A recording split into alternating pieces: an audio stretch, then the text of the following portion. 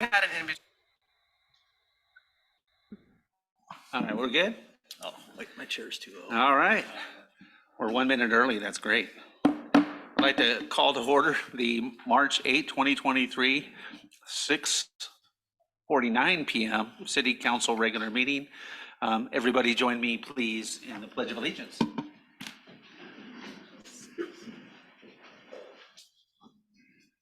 I pledge allegiance to the flag of the United States of America and to the republic for which it stands, one nation, under God, indivisible, with liberty and justice for all. Thank you, everybody. Roll call, Carrie, please. Mayor Creed. Present. Council President Blum. Here. Councilor Ross. Present. Councilor Letts. Here. Councilor Cobb. Here. All right. Next up is the approval of the agenda. I would move approval of the agenda. Second. We have a motion and a second. All those in favor, please say aye. Aye. Aye. That was everybody. Thank you. Next up is visitor communication. It seems like we have a number, which is great. Good to hear from you guys. We have a long meeting already, so we'll be limiting everybody to about 3 minutes. So please try to keep that in mind. And just make eye contact with me if you have any doubts. Thank you. Please forgive me if I don't pronounce names correctly. Zina Kuzma. They in order, they're called in order as they come. So you're.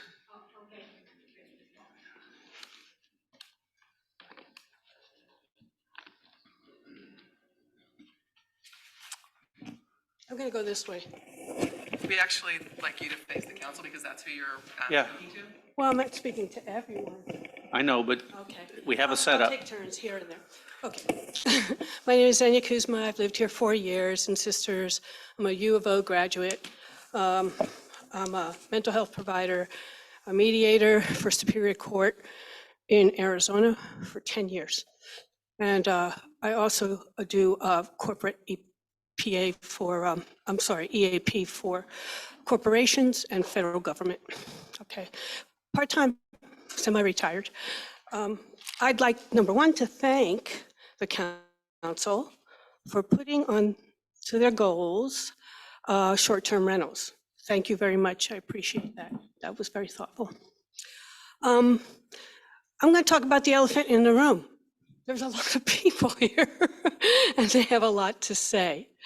Things have definitely changed in Sisters, and they changed about 2 years ago without us knowing. In 13, 14 months, we're ready to approve 3 very big developments. It's true, we need the housing. It's true. 6.5 million Americans need housing. But it's interesting that the houselessness rate has not gone down with the prices going down recently.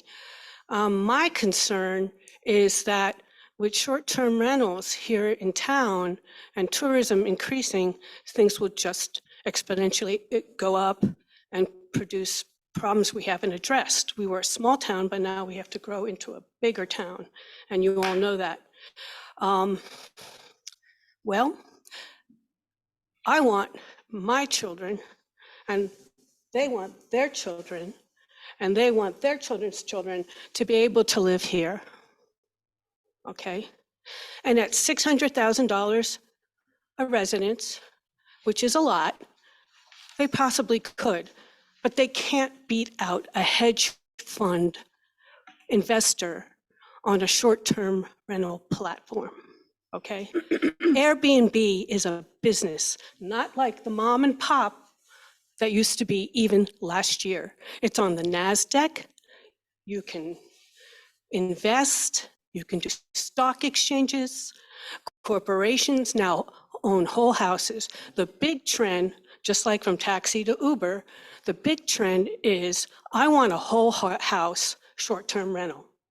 I want a whole house short-term rental in a beautiful place.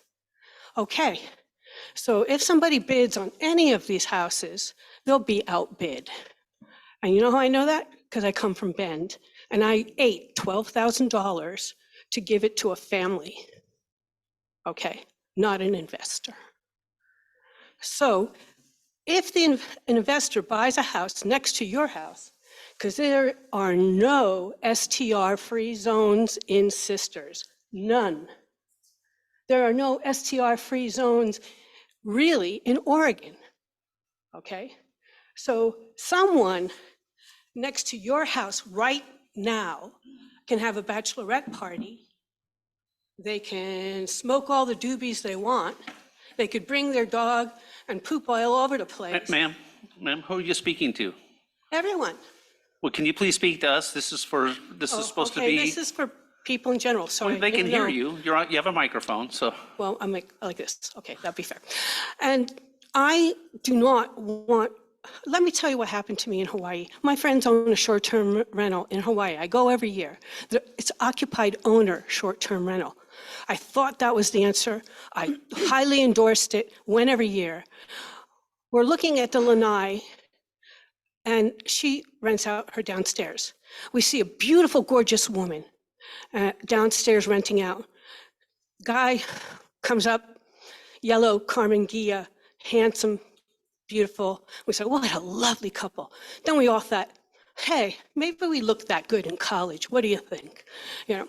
So the next day we're there, and another guy comes up, brute, kind of tan, brute, muscled, six-pack. And we go, well, maybe that's her brother. Okay, third day, little surfer dude in a detailed truck pulls up, and we're going, you know what? They don't stay very long.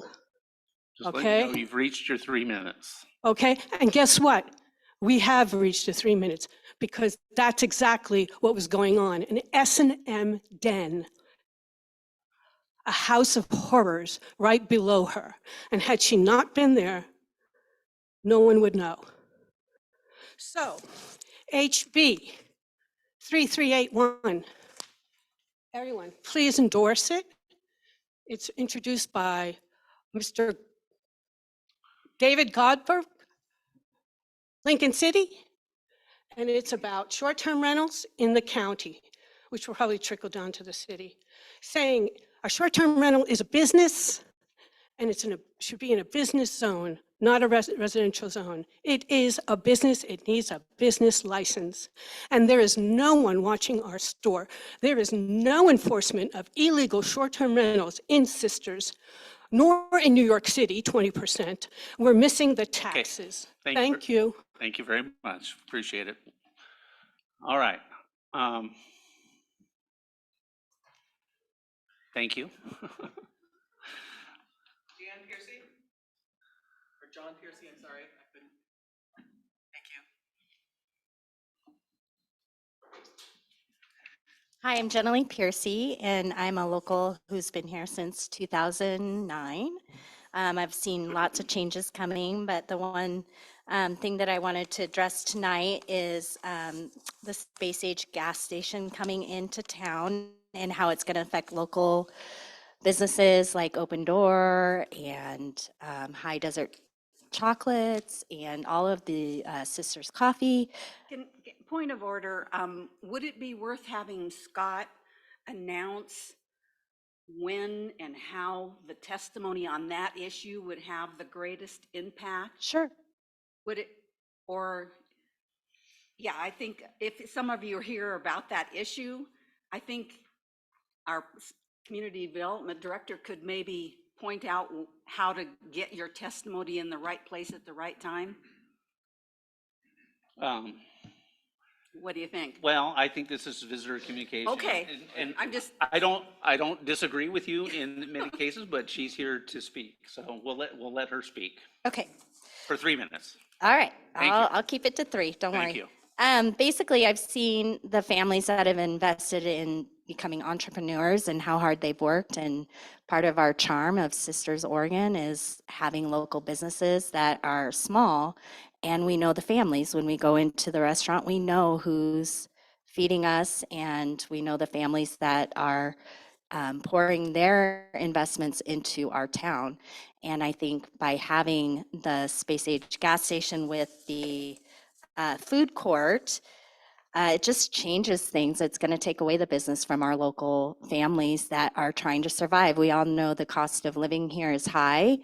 We know that owning a restaurant in itself is very difficult to survive on with the cost of goods and keeping staff and all of those things. And so when you present something that is basically fast food and getting it around those, just getting a bypass into our town by having it in this fashion, it takes away from the people that have established themselves here, that want to live here, that want to pour into our community. It's not just for people traveling through. It will take away from your next door neighbor. I had the food courts that are, the food trucks that are down at Eurosports. My next door neighbor owns one of those. And I love supporting him.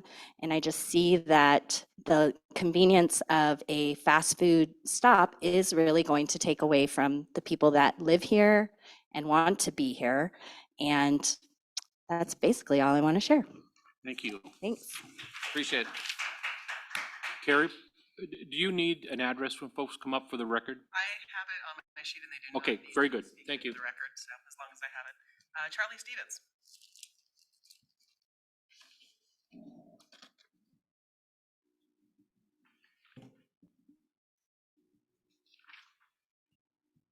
Good evening, members of the council.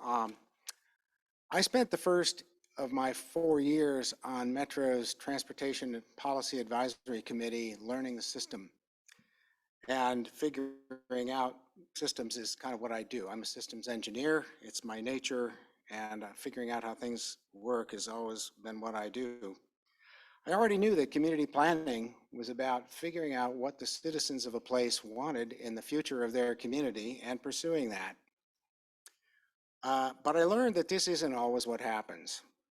Most of the time, the nebulous and fully fungible goals and objectives of planning are more or less subjugated to the whims of individual developers and landowners whose goal it is to make the most money from more or less permanently altering the place that most people inhabit, especially the popular ones like Sisters. I also learned that most of the actual work done in the planning and development sphere is done by consultants. These folks work for a variety of clients, public, private, and nonprofit. Most of their clients, however, are private sector developers. They far outnumber the typical jurisdictions like the City of Sisters, who they may also work for. They have every incentive to ensure that their reports and their analyses lead to successful development projects. If they don't, they'll soon have no private sector clients, and that's their bread and butter. So much of their work goes into hiding the warts on development projects and dressing up each project pig, lipstick and all, as best they can. There are a lot of tricks they can use to do this, and I learned a lot of those tricks while I was working with Metro.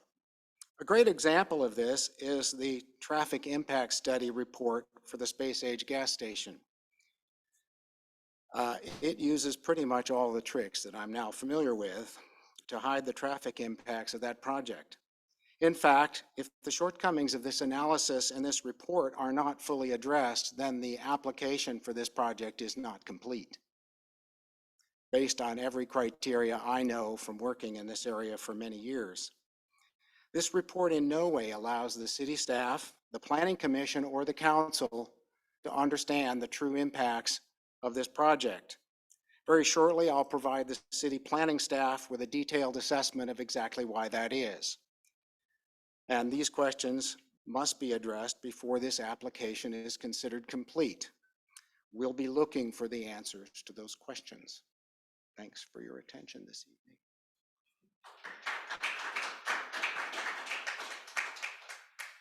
Elmer Carr.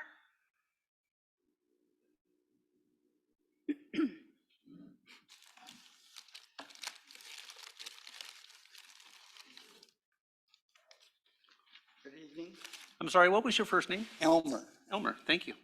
Um, I take notes, so I just Good. like to know, at least get first names I do right. too. I'm currently a resident here. I've been here for 2 years. My sister moved here 8 years ago, and I came up to see her during that time. So I fell in love with this area, with the people, and also a small town. I come from a very large city and hated it, so I moved up here. But now I have personally witnessed the destruction of good communities in my old area. And I saw it start and then accelerate. Sorry, I got allergies or something. I'm afraid Sister's going down that path of fast food, congestion, bad traffic, and the premature approval of permits without enough community input. An article in last week's Nugget by Bill Bartlett was quite revealing regarding the results of his online survey.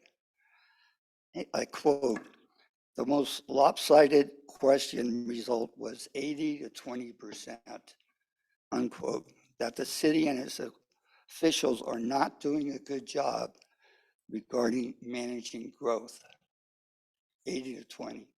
There's 275 people, very quick, unpublicized survey, so that's significant. I think we should take a time out and examine this proposal again. The space age truck stop is really not in the interest of most people that I have conversed with around town. Firstly, I do not feel that the residents are seeing an exact and accurate depiction of our new, they say gas station, that's a truck stop. It's 20 feet high, 16, 30 fluorescent lights that have to be on all day into the night until it closes. I thought there was a dark side, dark skies here. When I built my house, I had to comply with that, which is fine. I'm for that. Then this was depicted as a remodel. And this is a demo and a redo. You're demolishing the whole thing, digging into the ground, putting huge tanks, and that's not a remodel, okay?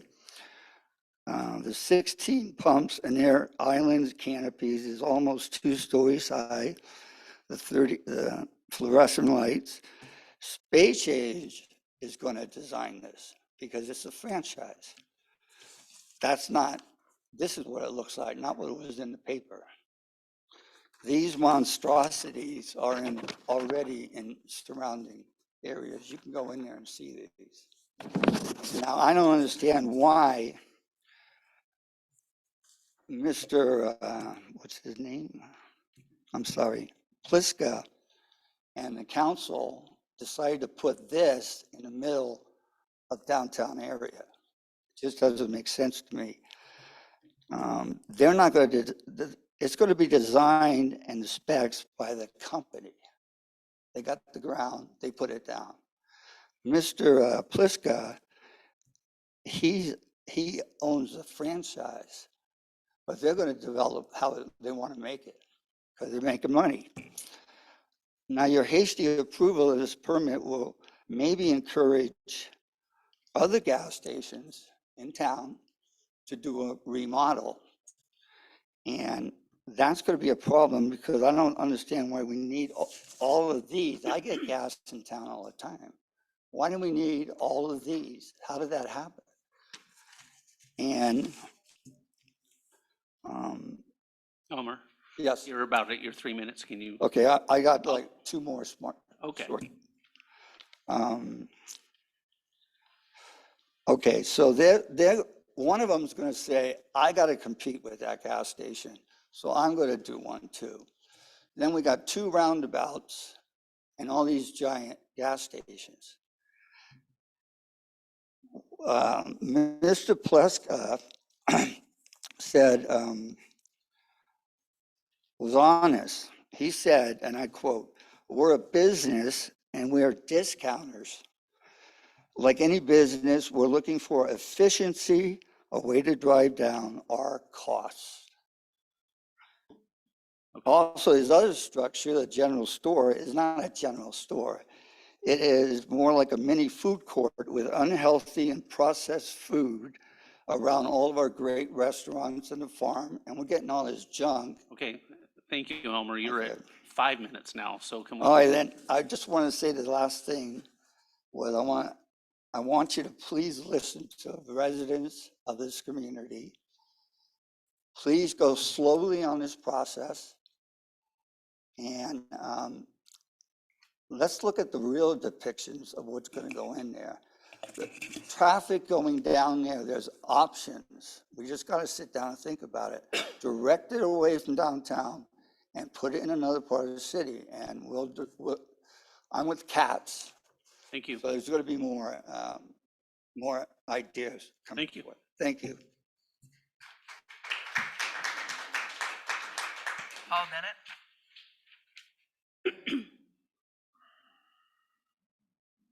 I'm sorry, what was your first name?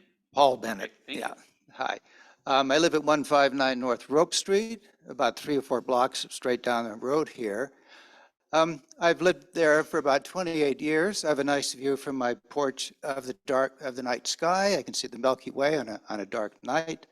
And I enjoy that, and I hope to always be able to enjoy that along with my neighbors. So I'll just read what I've written here.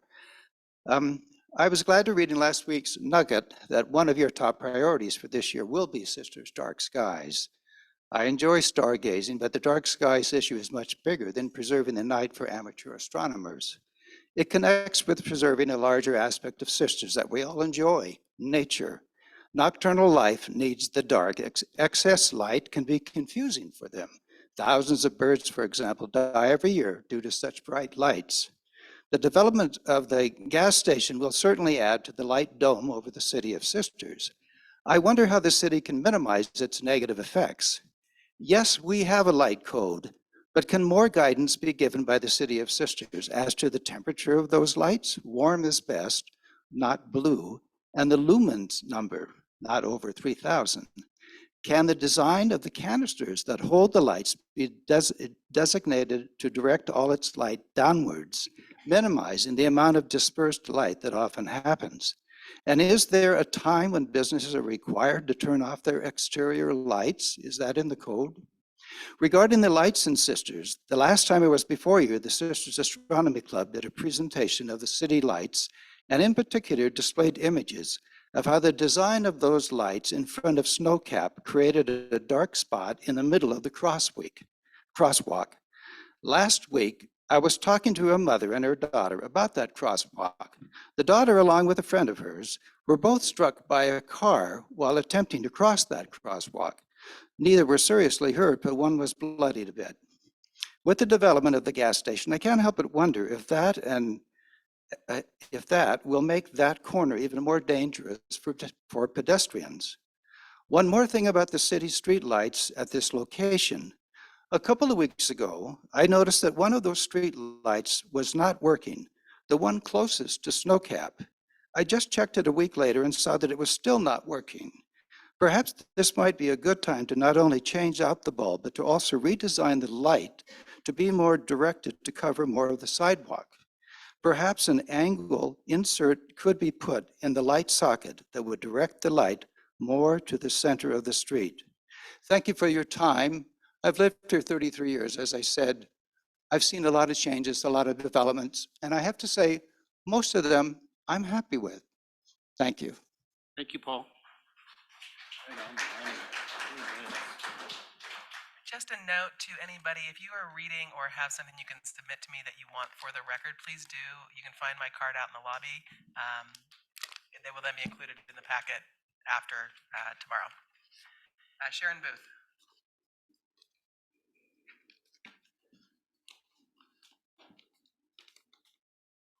I'm Sharon Booth. I live at 69453 Lasso, and I'm recently retired family physician, and I have many concerns about the rapid development taking place in Sisters over the last 8 years that we've owned our home here.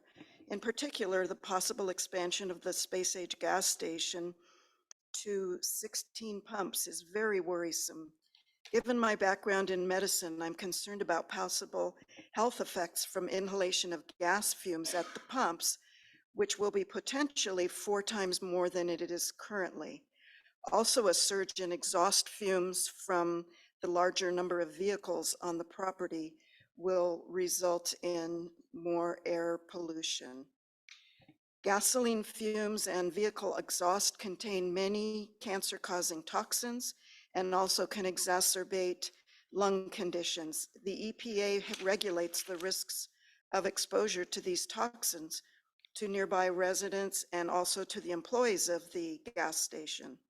By extension, tourists walking in the area near the Space Age Station will also be exposed.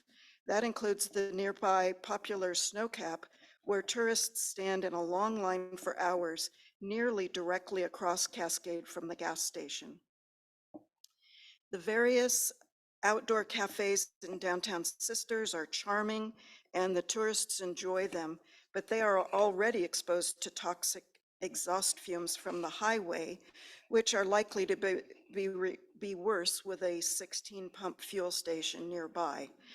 It already seems ridiculous to me when I'm walking in Sisters and discover that I'm being passed by several semi-trucks towering over me, belching foul-smelling exhaust and overwhelming conversations with their booming noise. I strongly encourage the city to not allow an increase in toxic air pollutants in the downtown Sisters area, as it is incompatible with the established goal of being a charming respite from big city life. That is the special feel that will keep tourists coming to Sisters, not the 16-pump gas stations. Thank you. Thank you.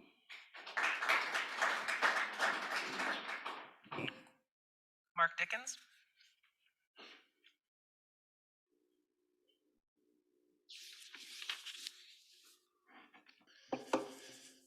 Hello, my name is Mark Dickens. I live at 133 East Black Crater Avenue here in Sisters. I am, I guess, the unofficial kind of leader here of Community Action Team of Sisters. My inspiration came from Emil Smith, a resident of Sisters since 1961. He's 89 years old, born June 23rd, 1933. He's been a big inspiration, and he couldn't be here tonight. But I have some unfortunate harsh words, but I think they need to be said. This board has lost the trust of this community. It's sad. I would say to everyone that makes decisions housed in this building, a building that represents this city, this community, and this country, if we as a nation were willing to send our family members to land on a beach halfway around the world, to die in defense of the American way of life, to protect our heritage and history, are we now today, some 75 years later, incapable of protecting our own little town? Personally, I am not going to sit idly by and watch what is endured for over 150 years be sold off and squandered by weak, greedy, and cowardice individuals who make decisions that are politically or financially expedient, who act out of self-interest instead of in the best interest of the community as a whole. Like Emil Smith, who's lived here since 1961, who has and is still fighting for the community he loves, I will carry on the work that hundreds like him have done. If you can't make that same commitment, your days in this job are probably going to be very short.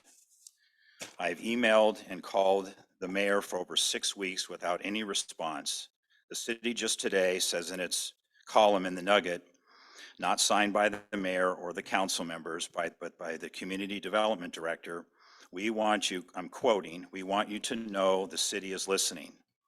Well, good. In April 2019, Space Age Plitzka made a request to the City Council Planning Commission for a remodel of its station, and with lightning speed accommodation, the Planning Commission held just 2 sessions in May and June. Then Council voted on July 24th to pass an entire host of massive changes to the City Development Code, all designed to allow higher density, smaller lots, less restrictions on STRs, and unlimited expansion of gas stations, 90 days, just 90 days. This was rushed through. Yes, you are no doubt listening now because Bill Bartlett's poll shows that 8 out of 10 residents of this town do not trust your decision-making and motives. So in the nugget today, the statement from the city says, again, I'm quoting, "We are continually updating the code to reflect the community needs." I say, prove it. Thank you.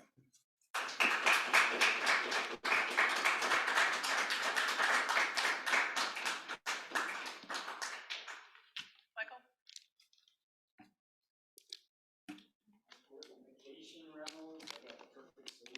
People should hire me to stay at those places for a weekend. I'll bring my boom box or a boom box, a CD player. I'll get really drunk. I'll be loud, and if Lieutenant Davis comes and tries to bring me around, I'll make sure I have my sledgehammer, beat the crap out of his cruiser, and I'll only do it if you will have also pay all expenses to the county, repair the cruiser, and pay for my lawyer, and have me bailed out within 3 hours. Otherwise, find someone else is crazier. A couple of weeks ago in Bend, I bumped into a woman my age I've known since 12 years ago, when for a year I associated with her when her stepfather died. Then she moved in with her mother as helper and companion. With my ongoing unhealthy condition, this ends associations after a while, or I'm at fault at allowing the complacency and complicity of the now dehumanizing common social conditioning. Though in this case, I saw her occasionally and left flowers every spring on her birthday. Last spring, I did not. Yes, my father died. Though the malefactor is what I have spoken of here, your narcissistic, manipulative neighbor, then yourself, community, and society, which guards, feels, and breeds each other's.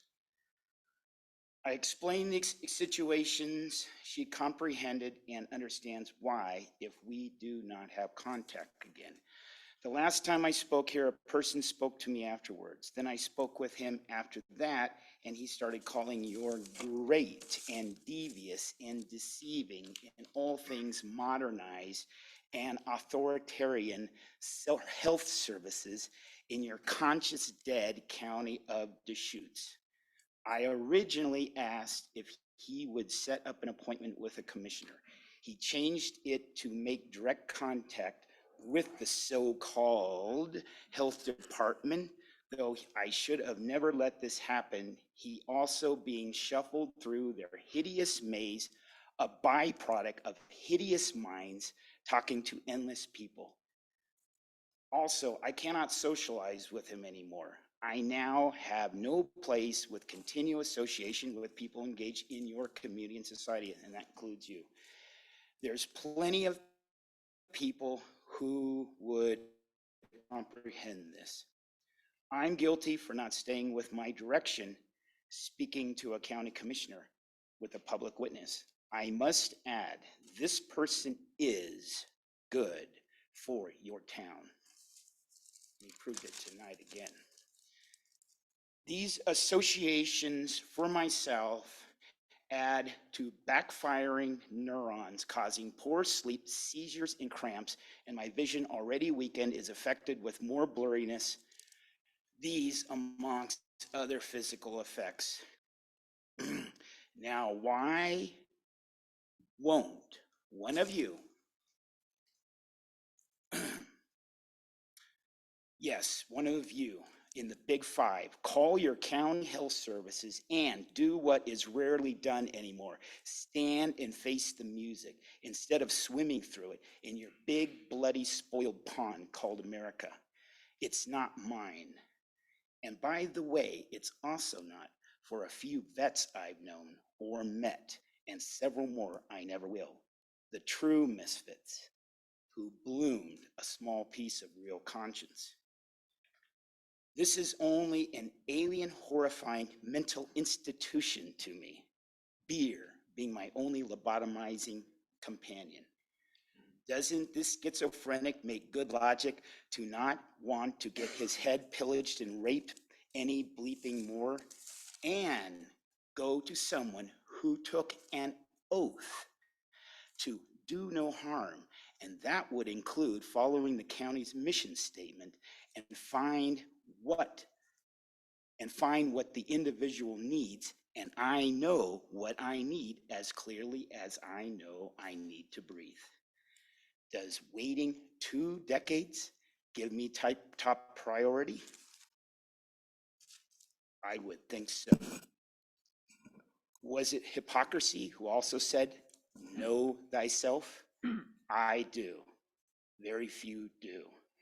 And I know it's my developmental maturity to despise what should be despised. Thank you, Michael. Nancy Conley?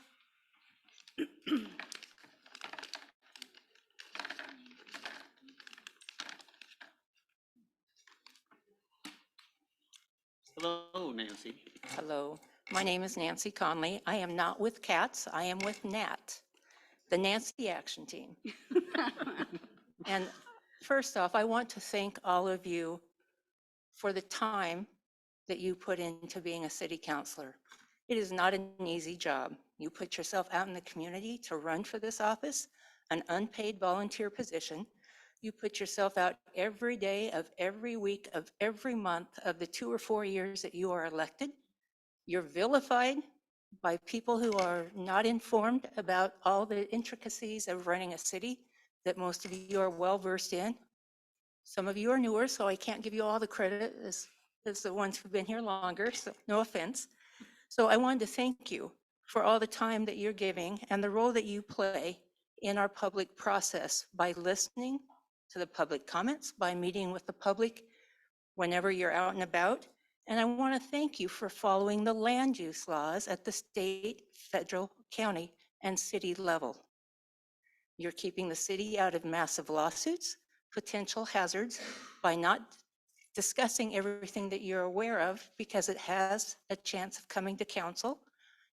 And most people aren't aware of the intricacy that you are going through, the fine dance and the research and the material that is sent to you, and the role that you have to play. You have to play as an elected official with land use. I also want to thank you for putting water, sewer, streets, and safety as priorities for the city residents who do a fabulous job with 15 employees. I also thank you for placing more value on the people that elected you. That is the 1.8 miles of the city limits of the people who live here who have a vote for your position. Please do not feel threatened by those who say your days are numbered. The public will speak. Keep doing your good job. Keep being honest in your attempts to do what's right for the city. I would encourage the residents of Sisters to not spread rumors, to not believe everything that they read on the internet or Sisters Country Swap or whatever it might be. But please educate yourself on the facts, the material that is printed online. If you cannot find a document at the city website, I'm computer illiterate and I can pretty much wade through, or I can pick up a phone and call the city staff and say, hey, Scott, can you show me where the housing plan is?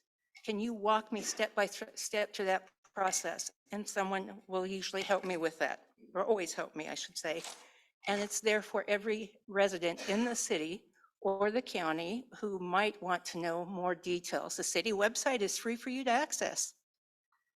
I also want to say that looking out at the audience tonight, I counted about 8 people who I could recognize who have been here for 8 years or more. In that time, in 2005, Hayden Homes built out. In 2000, they went through the planning process in 2005. They since have just finished building out. In 2006, Saddlestone went through the planning process and it's just built out. All of these people, majority of you, have all moved here since that 15-year process of bringing that subdivision into line. It's not legal for you, for me, for anyone else to say, oh gosh, I'm here, you can't move here. Stop everything from happening. Thank you for following those guidelines. And then in summary, if you own a second home, if you have a timeshare anywhere in the world, you are adding to the problem elsewhere in the world. Don't make disparaging comments when you're adding problems in another neighborhood, in another city, in another country. And last but not least, 8 years ago, the community action team, sorry, not the community action team, that was also 8 years ago too. But 8 years ago, the community was torn apart. It was a vicious running commentary between fractions in the community, factions, there we go, who didn't want an amphitheater built, who didn't like the way city government was running, who didn't like personnel in place. It was ugly. It gave a black eye to the community. We've just come through that healing process. C4C was created to help with that healing process. And I would encourage people who aren't aware of the history of C4C and why it is in place now to look at those 10 tenets of what being a good citizen is and how to be a better contributing member to our society. Again, thank you for all your time and your effort, and good luck hiring the next city manager. Thank you.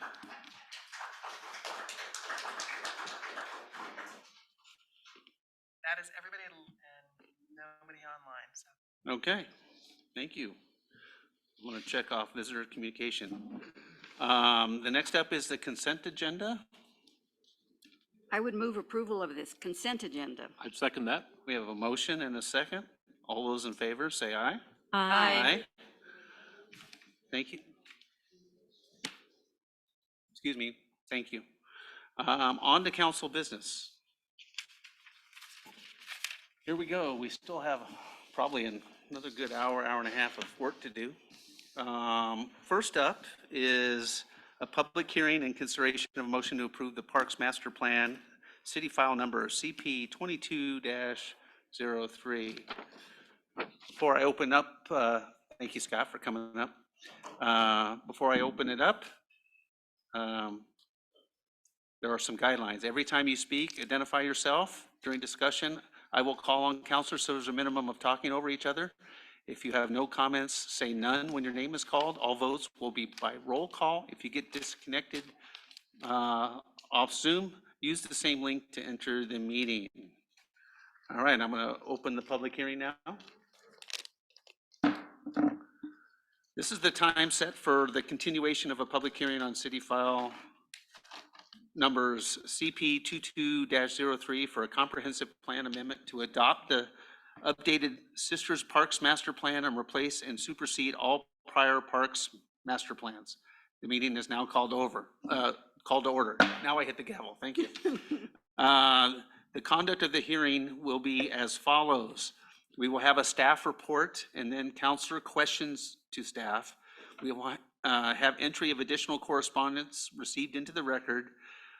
I will open the public hearing for testimony in the following order: proponents of the changes sought, opponents of the changes sought, or neutral testimony. Then we will have questions of staff, if any, by the council, and then close public testimony portion of the hearing, and there will be no further testimony. And then there will be discussion by council. Testimony, I have a large script here. It's about 3 pages, so get ready. Testimony will be accepted in person or remotely via Zoom. For those wishing to testify in person, please raise your hand and you will be called forward to speak. For those wishing to testify remotely via Zoom, we will conduct a roll call by stating the name listed for each individual. If you would like to speak, please provide your testimony after you are called. If you do not wish to provide testimony, please say no testimony after you are called. Any questions should be directed to me as the hearing chair. When you testify, please state your name and address for the record. Please speak clearly and loudly to ensure testimony is heard, as this hearing is being recorded. At my discretion, I may limit testimony to 3 minutes per person. I would encourage those wishing to speak to keep testimony concise and relevant to the issue before us this evening. It is encouraged to simply agree with a point made by another person instead of remaking the same point. For the deliberations tonight, the applicable substantive criteria are listed in the staff report. These are the criteria that this council must use in making its recommendation.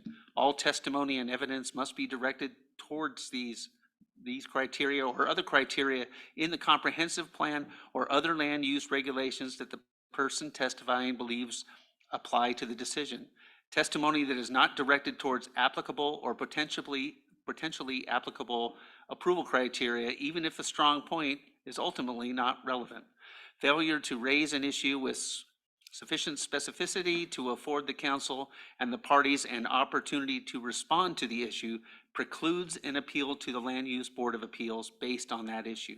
Failure of the applicant to raise constitutional or other issues relating to proposed conditions of approval with sufficient specificity to allow the council to respond to the issue precludes an action for damages in circuit court. Disclosures. At this time, I'll ask if any counselor has any conflicts of interest. If so, please disclose the nature of the conflict and whether the member believes the conflict would preclude the member from objectively participating in these proceedings. Councilor Blanc. No. Councilor Letts. No. Councilor Ross. Nope. Councilor Cobb. None. And I have none either. Does any person in attendance desire to challenge the participation of any member of this council? All right, on to the staff report. Scott. Mr. Mayor and Council. Again, just for the public, this is a comprehensive plan amendment to update the city's parks master plan.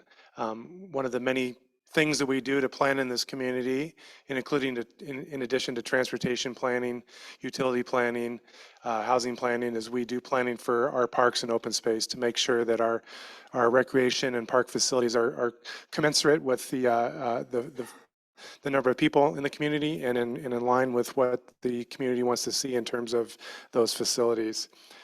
This is an update of the 2011 Parks Master Plan that was updated in 2016. Many of the action items in that plan have been accomplished. There have been some changes, a lot of changes to the community since then. So it was a council goal to update the plan. And it's a pretty big undertaking to update the plan, especially when you're doing it in a wholesale nature.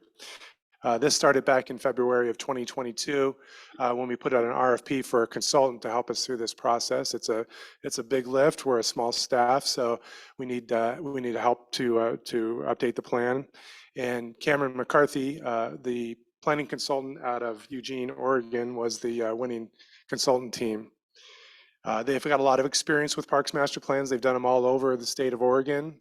They've actually were involved with our Parks Master Plan back in 2011. They've also been involved with some of the artwork, public art that took place in the roundabout. So they've got a lot of familiarity with sisters, and that experience and familiarity was valuable through this process. We also convened a project management team to help guide that process, and it consisted of council representative, Councilor Ross, who's our council rep to the city's Parks and Advisory Board, Jennifer Holland, who's the director of the Sisters Parks and Recreation District. We also had a member of our Parks Board, Emily Curtis, was on that board, in addition to the Public Works Director and myself. And we met routinely with the consultants to make sure that the direction that they were going in was the direction that we thought was the direction needed to go in. In addition to council review and approval of this document, it's also been run by the Parks Advisory Board, which is a group of citizens that review and advise council on all things parks, as well as just previous to the council, it did go through a full planning commission public hearing and was unanimously recommended for approval. If the public is interested in learning more about this, we do have a project website page, which is a subset of our city website. So if you go on the city's website and you put in the search button Parks Master Plan, you can review the document. There was quite a bit of public outreach that was done during this process, and that'll be part of the presentation that Cameron McCarthy will do right now. So I will turn it over to Colin MacArthur, who's the lead, the principal, as well as Zach Ricks and Ali Langley to lead us through a presentation. So take it away, Colin. Thank you, Scott. Thank you, Mayor and Council, for your time tonight and allowing us to present the new Parks Master Plan in this public hearing. I'll ask Zach, my associate, to start the presentation, and then I'll do introductions while he's doing that. I am Colin MacArthur, Principal Planner with Cameron McCarthy. Zach Ricks is our project manager and landscape architect on the project. And then Ali Langley is our assistant planner and community involvement lead. Both Zach and I were involved in the 2011 plan as consultants, preparing that Parks Master Plan, which was Parks Master Plan, and have had the opportunity to work on some other projects that Scott referenced, like First Street Park and the roundabout on Barkley, and the changes in Sisters firsthand. And since 2011, it really has experienced rapid population growth.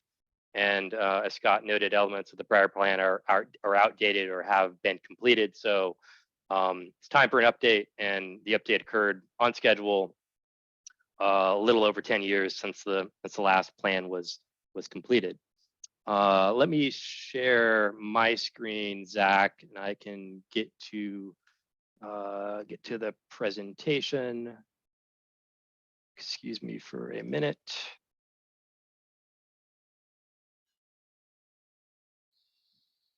Okay, is that coming up clear? Scott, can you see the? We can. Okay, so the replacement process began in early 2022 with our team coming on board following a selection process.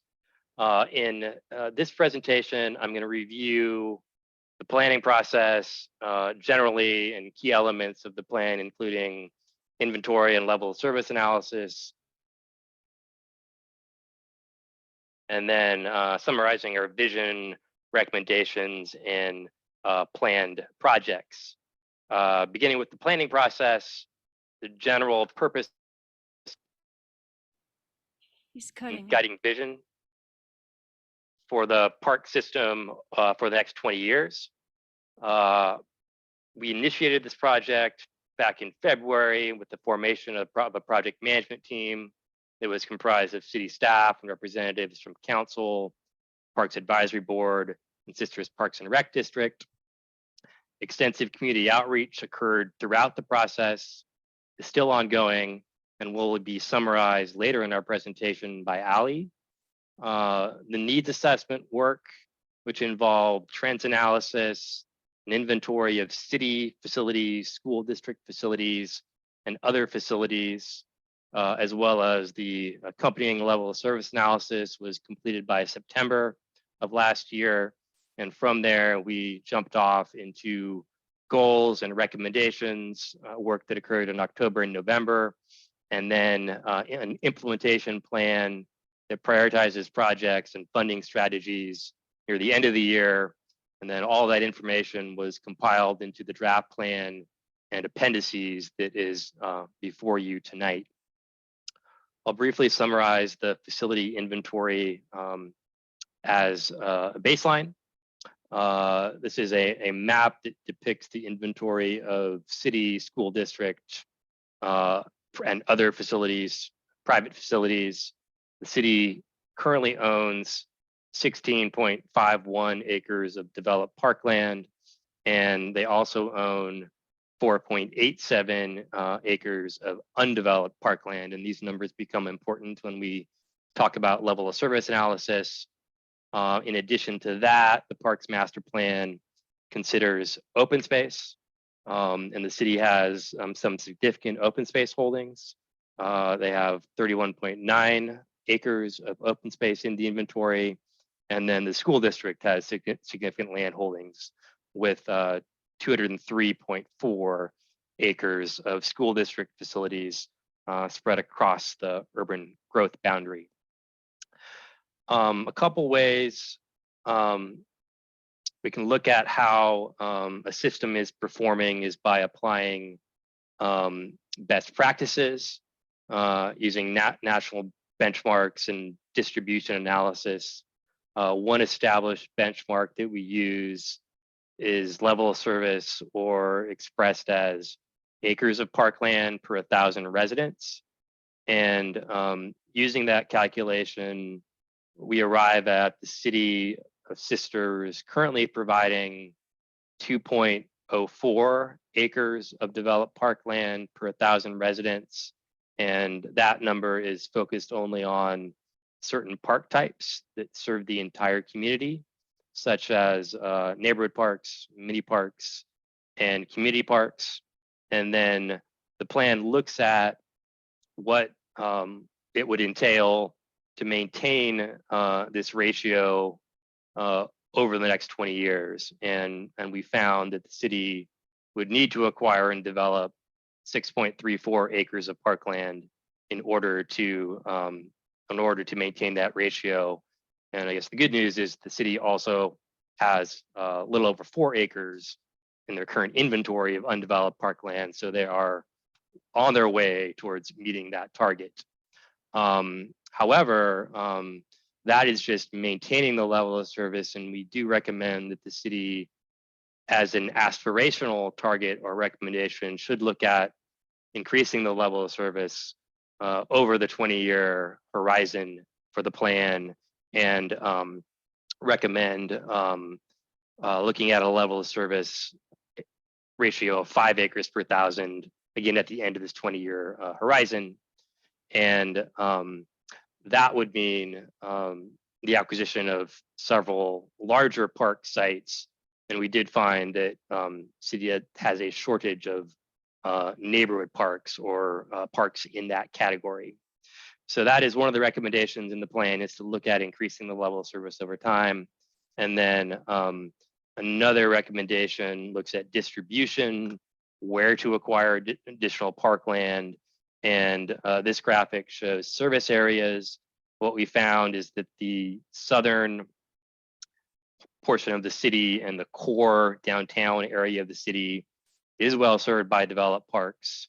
However, outside of that, the west and the north areas of the city are underserved by parkland. I guess the good things that we did find is that the city does own undeveloped property in those areas, particularly the Sun Ranch site and the future Northwest Park site, and the East Portal open space. However, we do recommend future land acquisition in those areas if land becomes available, and then coordinating land acquisition with any future urban growth boundary expansion. I'm going to turn it over to Ali now, who's going to talk more about our community outreach process and the findings from our needs assessment. And I'll advance the slides for you, Ali. Thank you, Colin. So we use several community outreach strategies, public involvement strategies in the creation of the plan. This included, as you see here, 10 stakeholder interviews, 4 focus groups with different segments of the community, and 3 public events, all at First Street Park, 2 in June and the last one in September. So this was a process over the summer and fall last year, and public involvement continues now through this council meeting and the plan adoption process. Next slide. So then we distilled everything that we've heard over those strategies that I just showed you on the last slide into high-level needs and desires for the park system. So those needs are listed here. This is a copy of what's in the plan. We're seeing needs for broad parkland acquisition, as Colin was talking about with that level of service map, as well as new facilities in areas experiencing more growth, better system connectivity, and some more needs in that list. For time, we can go to the desires list on the next page. And we are seeing desires for new facilities, including dog park, pickleball courts, more natural areas, centers for specific community groups, and so on. And as well as stronger environmental conservation initiatives listed there. And I think from here, gotcha. Okay, so then we produced from those needs and desires a higher level vision statement that really guides the plan's recommendations. And this plan has a slightly updated vision statement from the previous plan and from the draft that we presented earlier. But the idea generally remains the same. The City of Sisters wants a well-connected park system with opportunities for diverse recreation activities for residents and visitors of all ages and abilities. This inclusiveness was added from the previous plan. And the city wants parks, trails, and open spaces to conserve natural resources, promote the arts, and support the community's well-being. Now I think we'll go to Zach for more on specific projects and recommendations. Thank you, Ali. Yeah, Zach, go ahead. Thanks, Colin. Yeah, good evening, everyone. So the park-specific project recommendations are organized into two categories. I'm going to spend a moment talking about that. We group them into existing and then into new facilities. And so the E category, and it might be hard to see on that screen, contains recommendations for a range of small scale improvements to park spaces all the way up to brand new recreation facilities that were not provided prior. But they're all on property that the city currently owns and maintains as park space or open space. And then the new facilities category lists recommendations for new facilities, but that do not have land identified for them yet, either because of space limitations, use limitations, or it could be a recommendation for a subsequent community outreach process.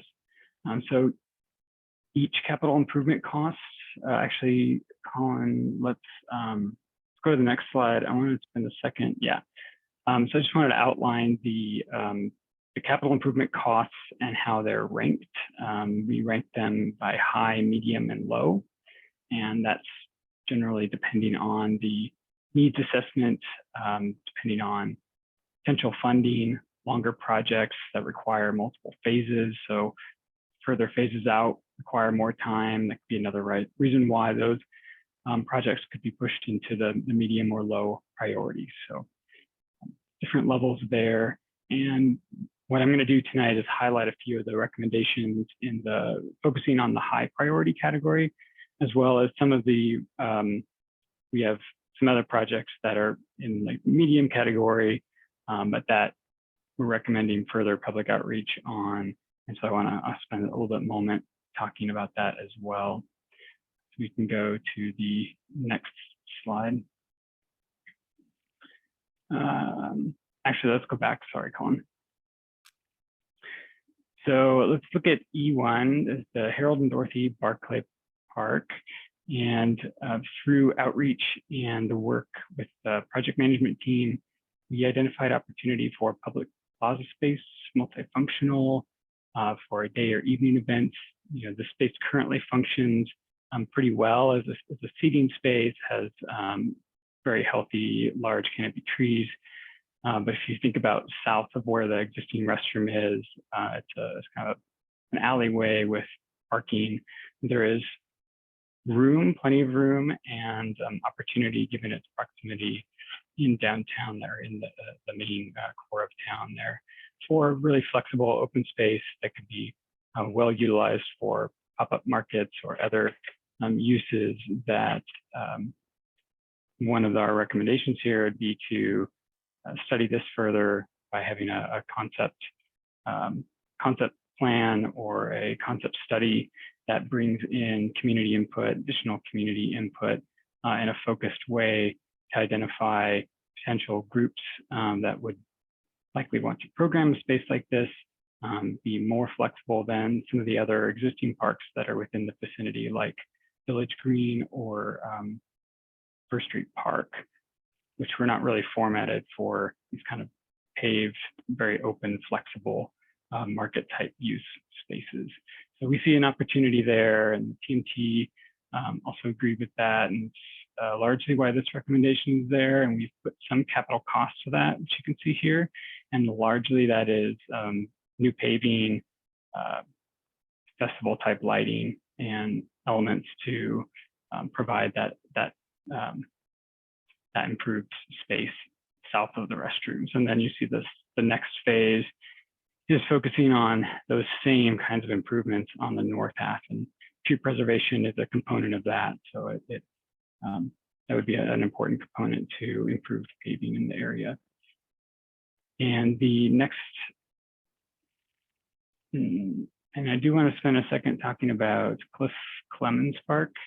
This is another one where, during outreach, we identified a need for additional shade, additional seating, and we recommend conducting a similar process, a neighborhood involvement process, focused specifically on those neighborhood needs, particularly amenities added to the parks to support things like summer cooling, shade pavilion, or small splash pad, I think are worthy explorations to discuss. And we also included some capital improvement costs in the plan. These are assumptions based on those recommendations I just mentioned, but just want to stress that further work with the neighborhood will really help to clarify and define the needs associated and opportunities to fund those needs. And so the next table, I want to focus on E9, which is the future Northwest Park.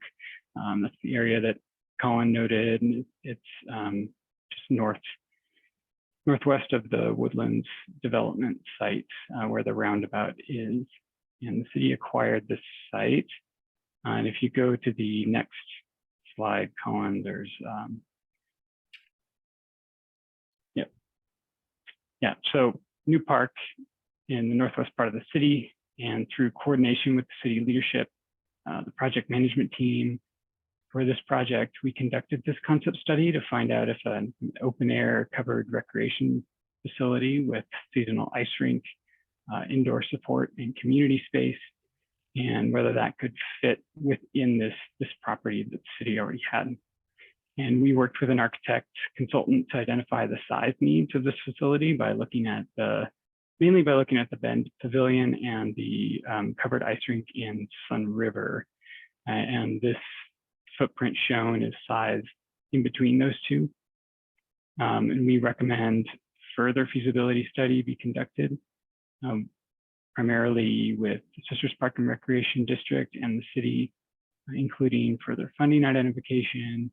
And a lot of this planning work and definitely the facilities design work are included in the overall costs that we identified in the CIP for this plan in phase 1, and shown as well as the full construction of the pavilion, enclosed space with restrooms, lockers, meeting space, storage, definitely the full parking lot and all the required utility connections and safety lighting and pathways. And then we identified a second phase, which were items that were not essential to the function and use of the built space, the pavilion and the support building. And that would be landscape improvements, adding trees, adding additional walking paths and other ways to use the site or to use the park and space. And we have additional plaza space in there as well. Ways that you can utilize that outdoor space all season. That could be heated paving for snow melt, things like that. So this study showed that we can fit it in there. It is a tight fit, but it includes all of the code required parking for a facility of this size, and it does include good space for community amenities, and given the size of the building, also a good sized open space that's next to it that can also be programmed in many different ways.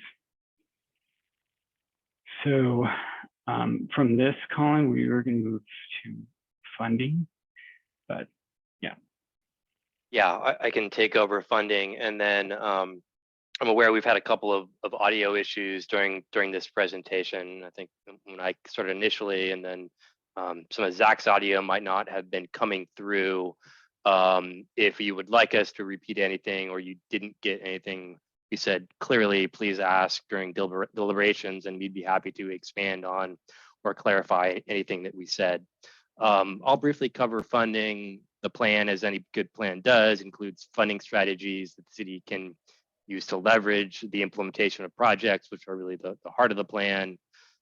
These strategies include general funds.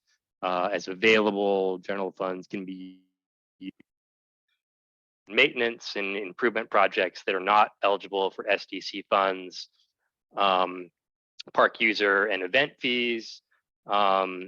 The projects that we've included in the plan will allow, once constructed, will allow the city to expand their capacity and ability to collect user and event fees through more facilities, which can then go to operations and maintenance, parks development, systems development charges, SDCs.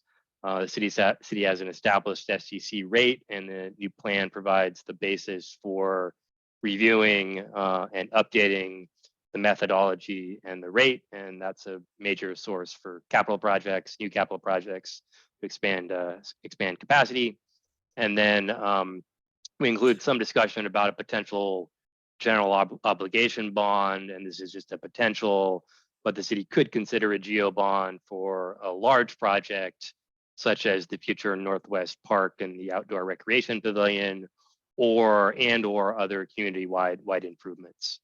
And then finally, alternative funding sources. These include grants. He's been very successful at pursuing and acquiring grant funding for projects over the last 10 years, donations, partnerships, and other means. And finally, the last thing we have is, because this is a plan amendment, the staff report includes extensive conclusionary findings that address the criteria of approval. I'm not gonna use our time to summarize that. I'll just say that the findings demonstrate consistency with the statewide planning goals, consistency with the comprehensive plan, that the provision of adequate public facilities, services, and transportation networks will not be affected and will be actually enhanced by adoption of this plan, and compliance with the transportation planning rule. The adoption of the plan is not implicated by the plan amendment. Those findings are again extensive and detailed in the staff report. And for next steps, Scott mentioned that this plan has been reviewed by city staff and the PMP and the Planning Commission and recommended for adoption by the Planning Commission. I believe the plan is to bring back the plan for adoption by ordinance on April 12th with any revisions. And with that, I'll turn it back to Scott and the mayor for any questions and deliberations. Again, thank you for your time tonight. Okay, thank you very much. Very detailed, and we appreciate it. It looks like now's the time when we ask if there's any correspondence. Go ahead. There has not been any additional correspondence from what you've received in your staff packet. Thank you. At this time, I will ask each counselor whether they have any questions for staff. Questions will be stated by each counselor. Staff will respond after all questions have been asked by counselors. Not sure why we do that, but that's what the script says. When your name is called, please ask your questions or indicate that you have no questions. Counselor Blum. Okay, under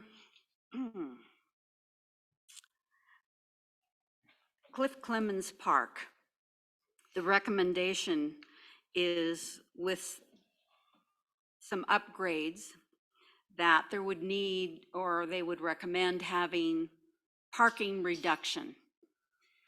I can see where parking reduction would definitely allow greater space for more activities there. My concern is that when you improve a park and make more amenities, and then more people will come. It will be much more like Village Green Park.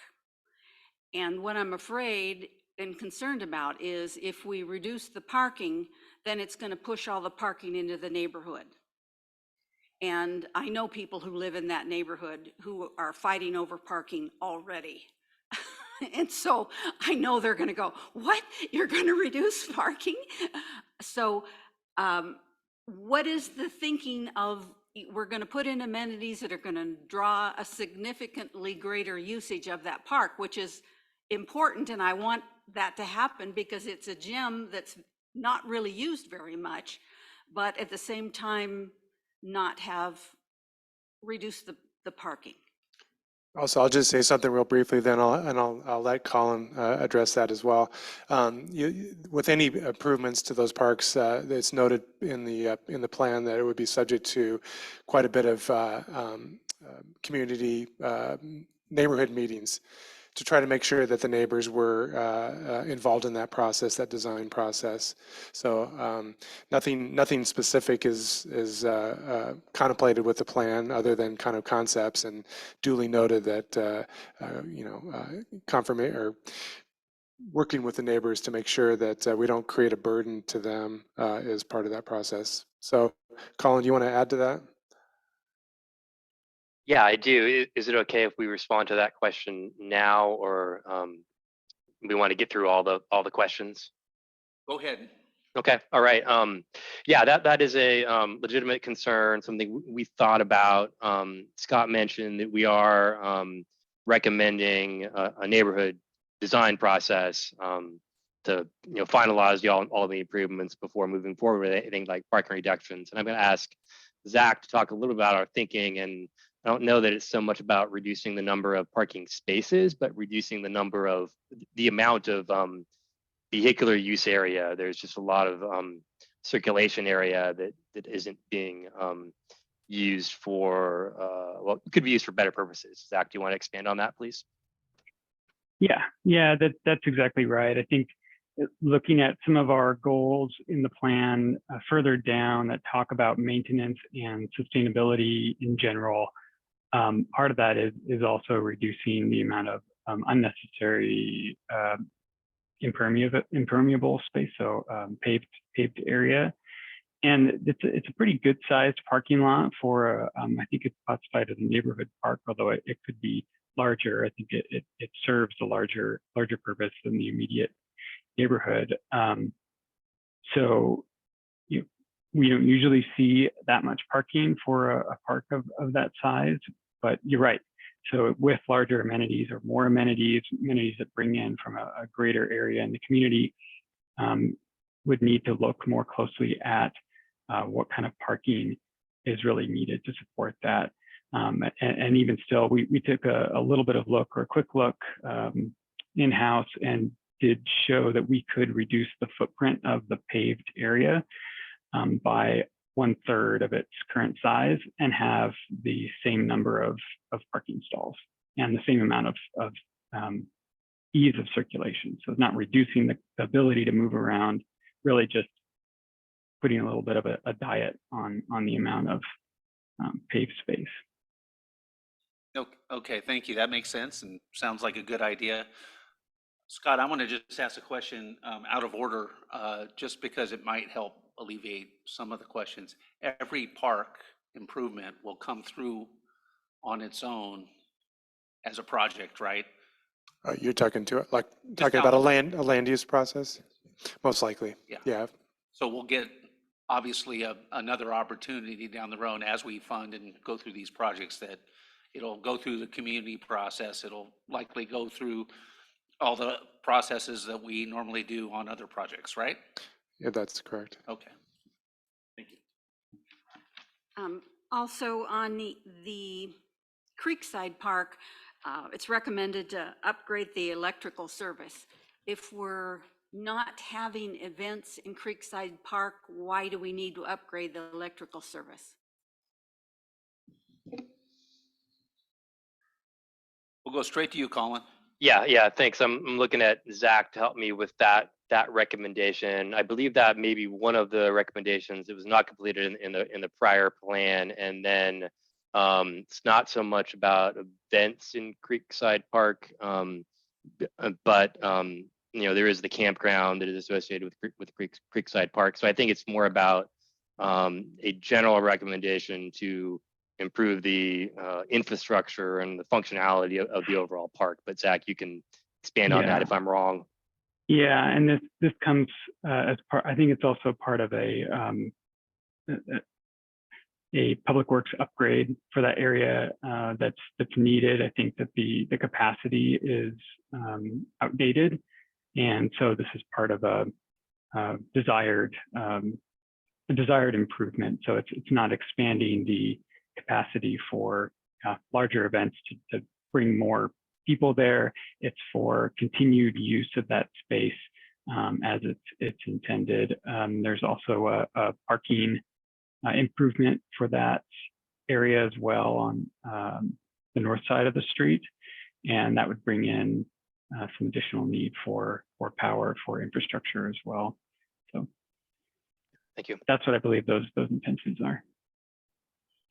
Okay, in the Exhibit B map 5.1, proposed park system, it shows some lavender areas that I wasn't really sure what that represented. Oh, yeah. Is that land that could be purchased in the future to have more parks, or exactly what's being represented on that map? Which page again, Councilor Bloom?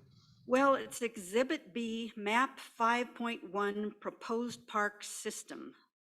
Yeah, Colin. Yes. Yeah, I can respond to that. And I'm a little blue-green colorblind, so what looks lavender to you looks like cyan to me. But I think that is that color identifies potential park acquisition and development areas. And so these are areas where we've identified that there is a deficiency of parkland, and that these areas are planned for future residential development. So with that development, there may be opportunities for the city to acquire parkland and then develop that land at a later date. So the identification of these areas gives the city some tools to make acquisitions and exactions with development. However, we do recognize that there are other areas, particularly in future UGB expansion areas, that are also strong candidates for parkland acquisition. Does that answer your question? It does. Okay. I live next to one of them, and it just is, I'd never looked at it as potential acquisition property by the city. Yeah. Well, it's not the entire area. It may be a half acre or a quarter acre inside that area, somewhere in that area. Yeah. Okay. Okay. Thank you. I just want to say this is a miraculous piece of work that covers everything you could ever want to know extensively and beautifully, and is a significant improvement over what we had in 2011, and kudos to all those. Thank you. I'll take that as a compliment, even though we're improving our own work from 2011. But we have grown a lot since then, just as the city has grown, and we appreciate that very much. Well, at least it wasn't the opposite, right? Yeah. So, Councilor Cobb.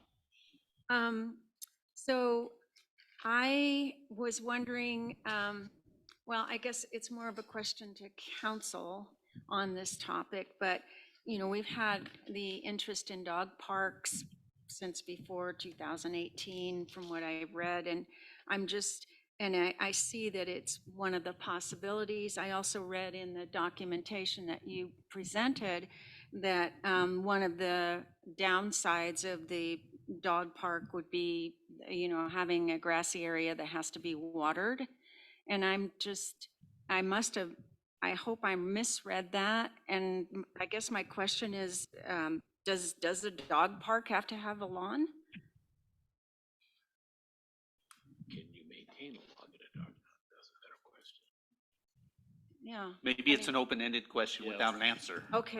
Because I think with my question to Scott about future parks is, if we considered a dog park, I think we would be looking at alternatives of what the ground would be. I would assume. Okay. Then I have another question relative to the Wild Stallion Park. Just a clarification. There's bike infrastructure, so little stalls or places for people to park bikes, and there's an indication that there will be an additional art sculpture in that area, and I'm wondering what the vision is and where those bike racks would be.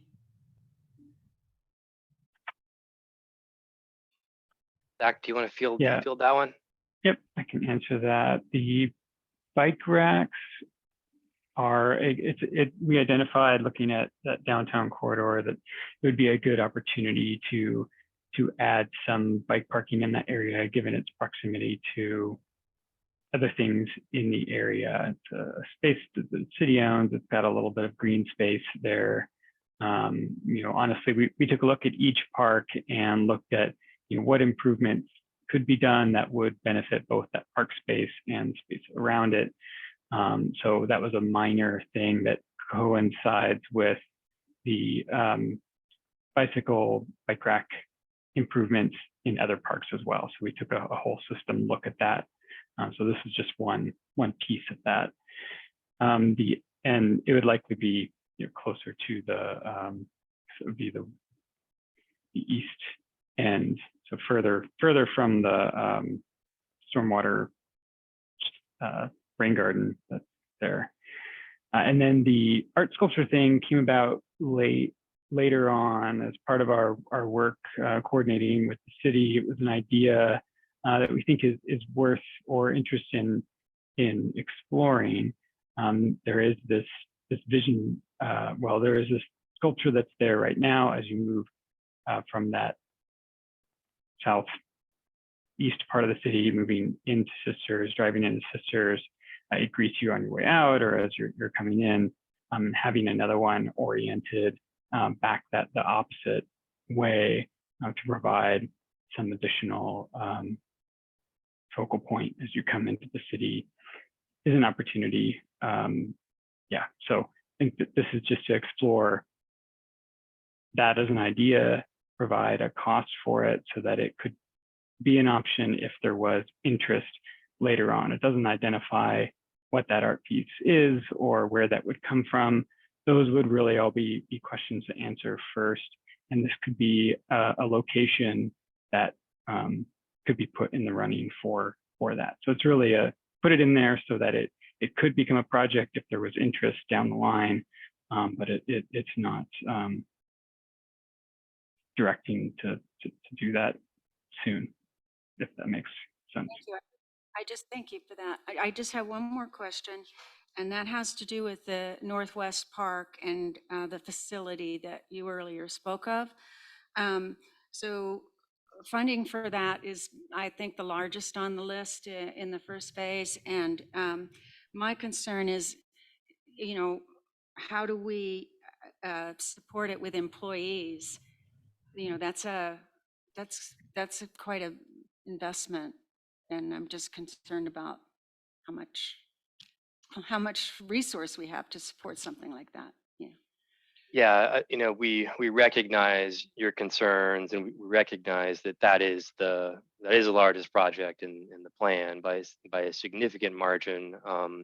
At the same time, we recognize that there was very strong community interest in this type of facility, in particular, an outdoor multi-purpose covered ice rink that could provide other recreation opportunities. So we think it's a good project, and there's some comparable projects we looked at in other communities Sun River, Bend, even one down in Klamath Falls. So we think there's some viability. We think there's a lot of work to do to really understand the feasibility and address the concerns that you brought up about how it will be funded and maintained. And we think that those answers may involve partnership with an agency such as Sisters Park and Rec District on operation and programming.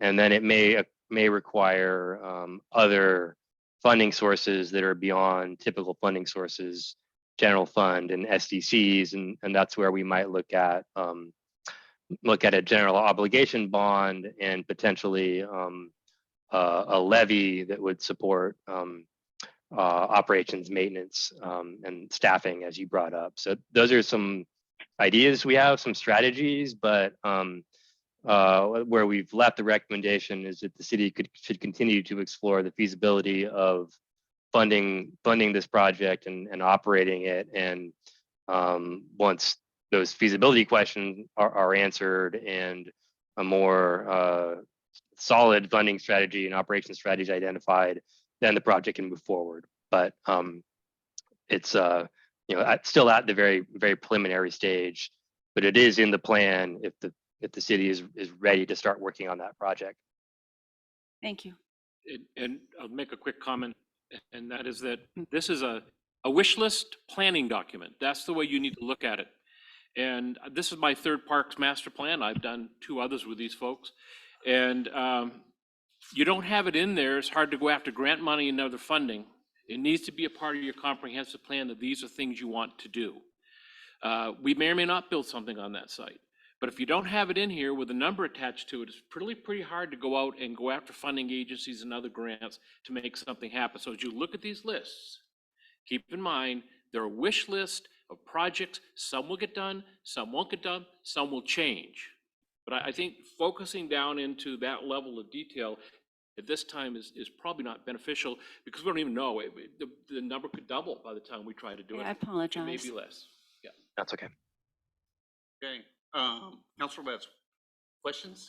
I have one question, and bear with me because I did not take good notes on this one. But it has to do with S1.2. Does that ring a bell for anybody? Does anybody know what page that's on? Basically, it had to do with just a review interval on parks in the parks plan, and it was kind of set at 5 years. And I thought that was a little long, at least the way I was interpreting it, being that it wasn't necessarily a full review. I don't think I was reading it that way. It just seemed like taking a time out to take a good critical look at parks shouldn't wait that long because trying to acquire land or anything like that is just such a moving target. With developments coming or going, or so that was kind of really the only thing that I wanted to bring up. I just felt like that was just too long of a window. So is this ringing a bell for anybody of what section I'm talking about? Zach, is that a recommendation or a policy? I think Just a my recommendation. okay, yeah.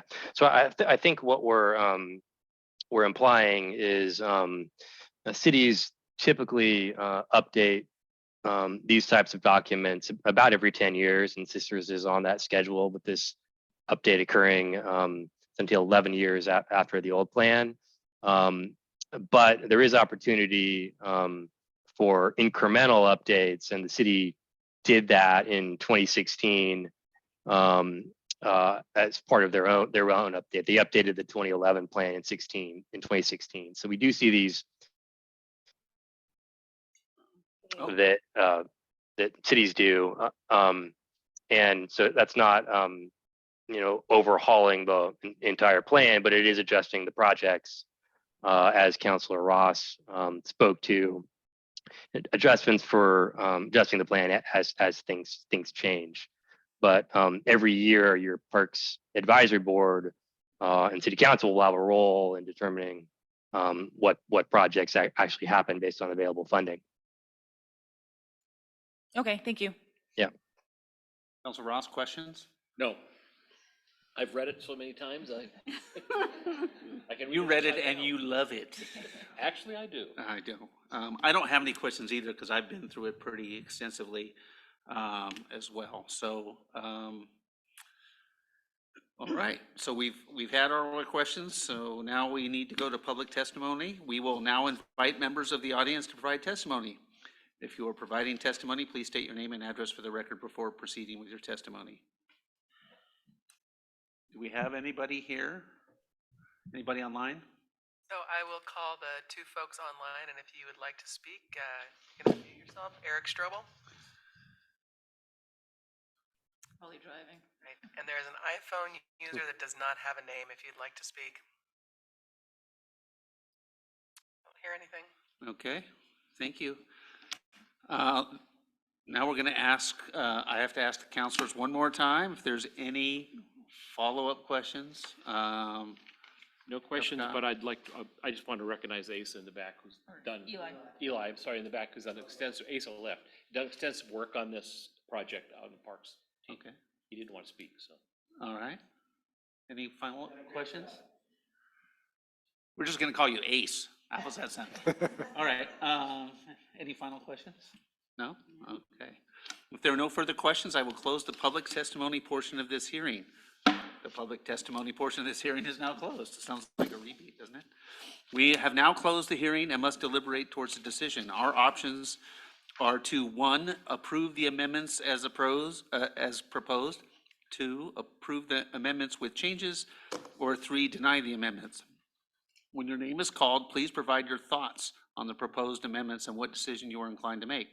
I will continue going through the order until there are no further deliberations or a motion is made. So you will have the opportunity to respond and or adjust your thoughts based on the testimony of your fellow counselors. None. Does that mean you want to? No comments. No comments. Okay. Last shot at it. Or do you want to approve the amendments as proposed, or? I will approve the amendments as proposed. Maybe someone should just do a motion then, which would be option 1. I move that we approve the amendments as proposed. Approval of City File CP 22-03. As drafted by staff is what it says. It was a team effort. Do we need to do that again, or you good? She thinks she's good. I think she already read it. Second. All right. We're going to say Councilor Cobb was the motion and you were the second. Yes. And Okay. everybody else threw in the missing pots. We're the backup singers. It's now It's getting time. late. Okay, it's now time for a vote. Councilor Cobb. Yes. Yes. Yes. Yes. I'm a yes. There we go. And thank you for the work you put in, a lot of it. Okay, so that's the first public The hearing. rest of the staff. We have another public hearing, but I'm going to recommend we take a 10-minute break. Walk about, go to the restroom if you need to. We will resume in 10 minutes. Recording will keep going and the microphones will stay on.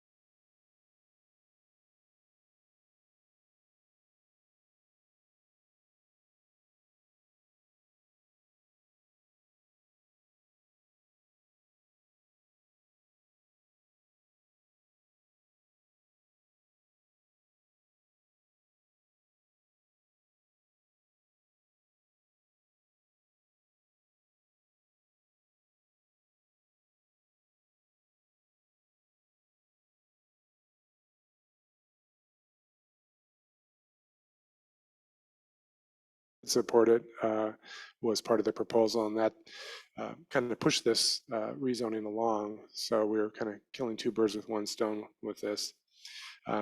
We did involve the property owners. We have involved them for quite some time, starting back early last summer. We started making inquiries to them, telling them of the reason why we were doing this, and also offering up potential zone districts to be rezoned to and giving them input into that process. So that's just kind of an introduction on why we're doing this. You can see up, well, I guess you can't see anything yet. Because that looked familiar. So I'll just talk a little bit about what the proposed presentation format is, and we'll go over both the location and the existing uses. Matt will here in a minute. A little additional background on how we got here. Talk about the zoning, the zone map and the comprehensive plan map amendments, and as well as the development code text amendments that are necessary to support the rezone. And then we'll go into a little bit about the required findings that the development code requires with legislative rezones. And then we'll talk about next steps. So Matt, I'll turn it over to you. Yeah, for the record, Matthew Martin, City of Sisters Community Development Department. Yeah, I just want to give you a general overview of the lay of the land, if you will, and letting the staff report that's been provided to you in advance of this meeting speak to the details of the site description as well as the findings and proposal. Now, what we're talking about is 7 lots within the Heavenly Acres subdivision. Approximately 27 acres of private property, but the whole of the project area is about 30 acres once you include the public rights of way. Within the subdivision, again, 7 lots, all held within ownership of various denominations of churches. And all properties except for one are developed. 5 of which are developed with church facilities, that being lots 2, 3, 5, 6, and 7.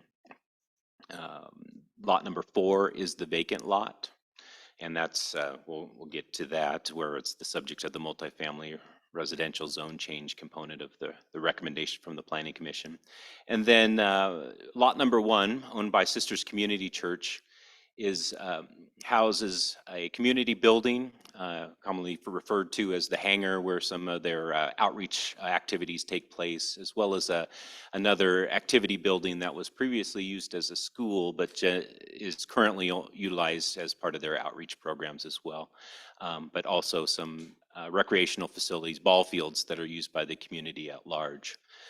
You'll note that that's the only ownership of Sisters Community Church, and the community church proper, the church facility, is located outside of the project area and in just to the west, and currently zoned public facilities.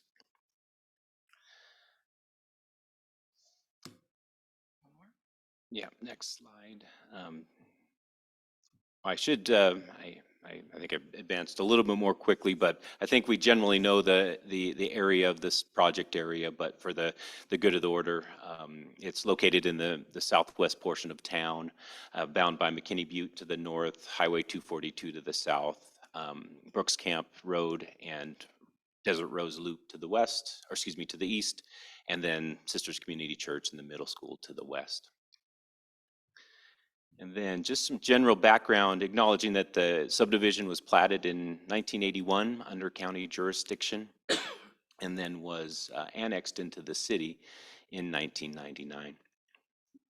And procedurally for this particular project, we did bring this to the Planning Commission in February, held a public hearing, and they did make their recommendation to approve the project with an alteration to the rezoning plan that we'll talk in more detail here later on.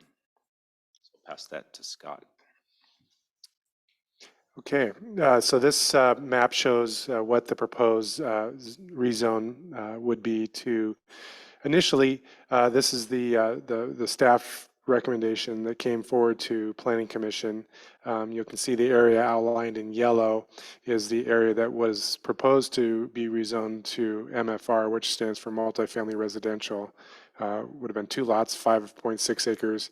It also includes a little square to the north. You can see outlined in yellow along McKinney, that's McKinney Butte. That was a little space that we discovered needed to be rezoned as well. It's mostly consists of right-of-way, or entirely consists of right-of-way. So this is what the staff brought to the Planning Commission, and the Planning Commission recommended that only Lot 4 be rezoned to multifamily residential. They didn't see the need for parcel 5 to be rezoned to multifamily. The property owner, when in discussions, we asked them if they were interested in ever doing residential, and they indicated that that was not part of their plan. That the only reason that they wanted multifamily residential is that they were uncomfortable with the public facility name in the zone district. Uncomfortable that that was incongruous with what their mission was, or what their function was. So the Planning Commission recommended that only Lot 4 be multifamily. So moving along to the next slide, the area that's purple, I guess, if I'm reading that right, are the remaining lots. Well, this is again the proposal that went to Planning Commission. The purple lots are the ones that were to be rezoned to public facility, and you'll notice that the name has morphed into public facility and institutional. We thought because of the fact that we're adding churches to the public facility, it made sense to add institutional to the name of the zone district to better accurately more represent the types of uses that would be in that zone district. Move to the next slide. So as mentioned, because the Planning Commission didn't support parcel 5 being rezoned to multifamily, that Planning Commission recommendation is that it go to public facility institutional. Is any questions on that part before we move on to the development code amendments? I had a question. Or if you want to wait till the end? Yeah, let's do the whole report and then Okay. we'll come back. Just make sure you write your questions down, everybody. Okay, thank you. Okay, so there's a whole slate of development code amendments that needed to happen to support churches being rezoned to this new zone, and Matt's going to talk about those.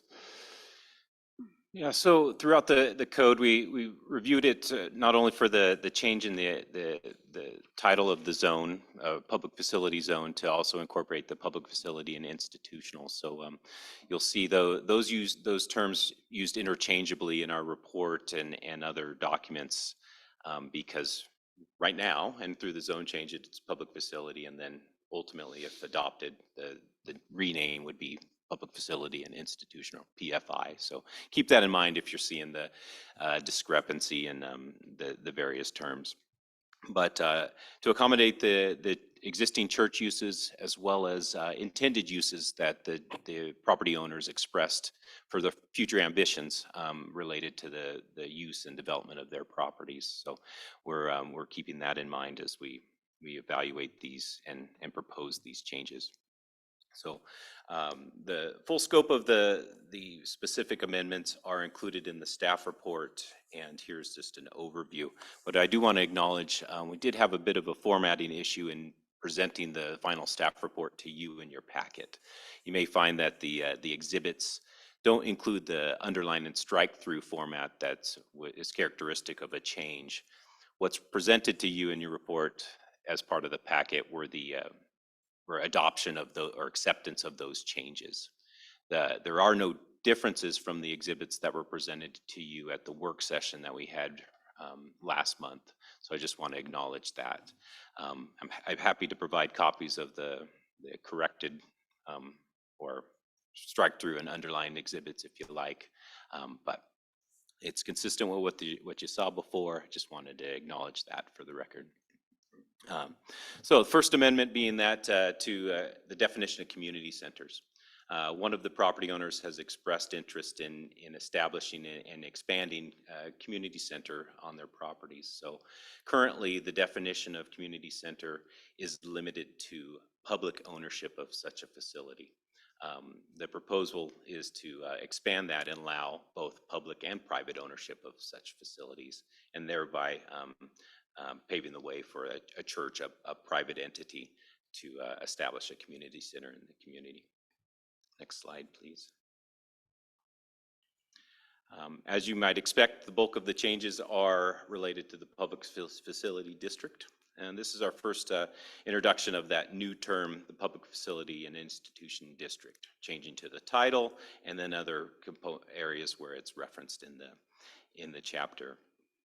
Currently, in the allowed uses, churches and places of worship are not allowed in the public facility district. So that's a critical component of rezoning these properties to public facility and institutional, is to allow those churches and places of worship to be allowed. And the use type has been identified as conditional use. To pause there, acknowledging that uses that are allowed in various districts are generally fall under uses that are permitted outright and those that are permitted as conditional uses. Permitted outright are still subject to standards and in many cases additional land use review. Conditional uses have a higher level of reviewing for compatibility with surrounding uses. The reason why conditional use was chosen here is that it's consistently allowed throughout the code as conditional use. So we just found that continuing that pattern of conditional use being applied to churches was appropriate and consistent with application of where and how churches are allowed in the community. One of the existing uses in the public facility and public facility district is what's called a community building. However, community building is not an identified or defined use anywhere else in the code as a standalone use. The only references to community building are in association with a cottage development and a manufactured home park. So staff's perspective that community building term is erroneous, and it in fact is alluding to community center, which is again a defined term and allowed in various zones in the community, and seems appropriate to allow a community center in a public facility district.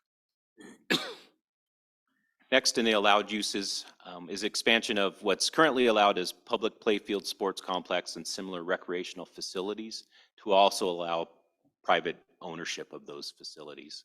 So here's an example where we have an existing recreational and playfield development that is privately owned. So this is acknowledgement of that existing facility and opportunity for it to be expanded. Next slide, please. This collection of various changes is really just some cleanup where throughout the code, public facility or PF is currently referenced. With the change to the zone district to public facility and institutional or PFI, it was necessary to update these references that are in other chapters. Next slide, please. And now we get into some other changes that are related to non-conforming uses.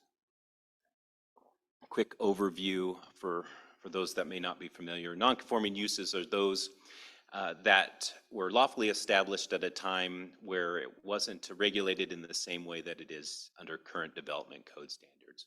Perhaps as a use that's not allowed in a zone now, or the development standards have changed since it was established. A common phrase that's used is grandfathered uses. What we are doing with this is a bit of cleanup with the chapter 5.2 non-conforming uses, acknowledging that a non-conforming use that is subsequently allowed as a conditional use in a zone is still allowed to operate as a non-conforming use under those existing conditions without alteration. And non-conforming uses in all aspects are limited to not allowing expansion or alteration of that existing non-conforming use. But to address the allowance of expansion or alteration is a new chapter that's being proposed, is chapter 5.3, subsequently allowed uses. This is where a property or a zone either expands to allow a use either permitted outright or conditionally, or a property is rezoned to something different that then allows such a use to be allowed permitted outright or conditionally. This paves the way for alteration and expansion of those uses that were lawfully established and non-conforming when they were established, but now allowed but subject to standards.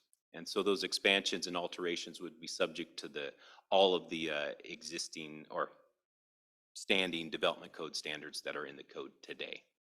And in addition, we would be looking for compliance of the existing development to be brought up into compliance with our current standards to the greatest extent practical.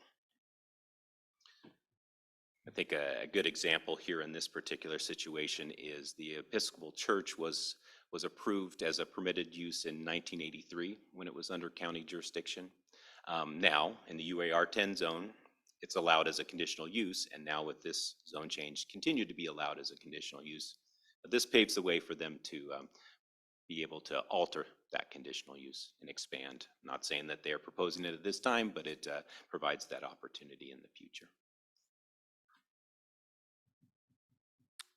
So just in terms of the required findings that we have to make with rezones or comprehensive plan amendments, you might have noticed in the staff report a pretty extensive list of analysis on how it complies with the statewide planning goals in addition to the comprehensive plan goals and policies.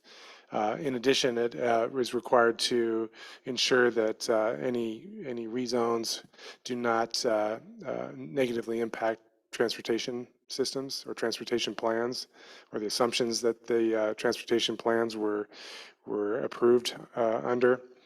And essentially, what we're talking about is the transportation planning rule. It's a required process to go through to analyze and make sure that those assumptions in our TSP are still valid, even with the rezone.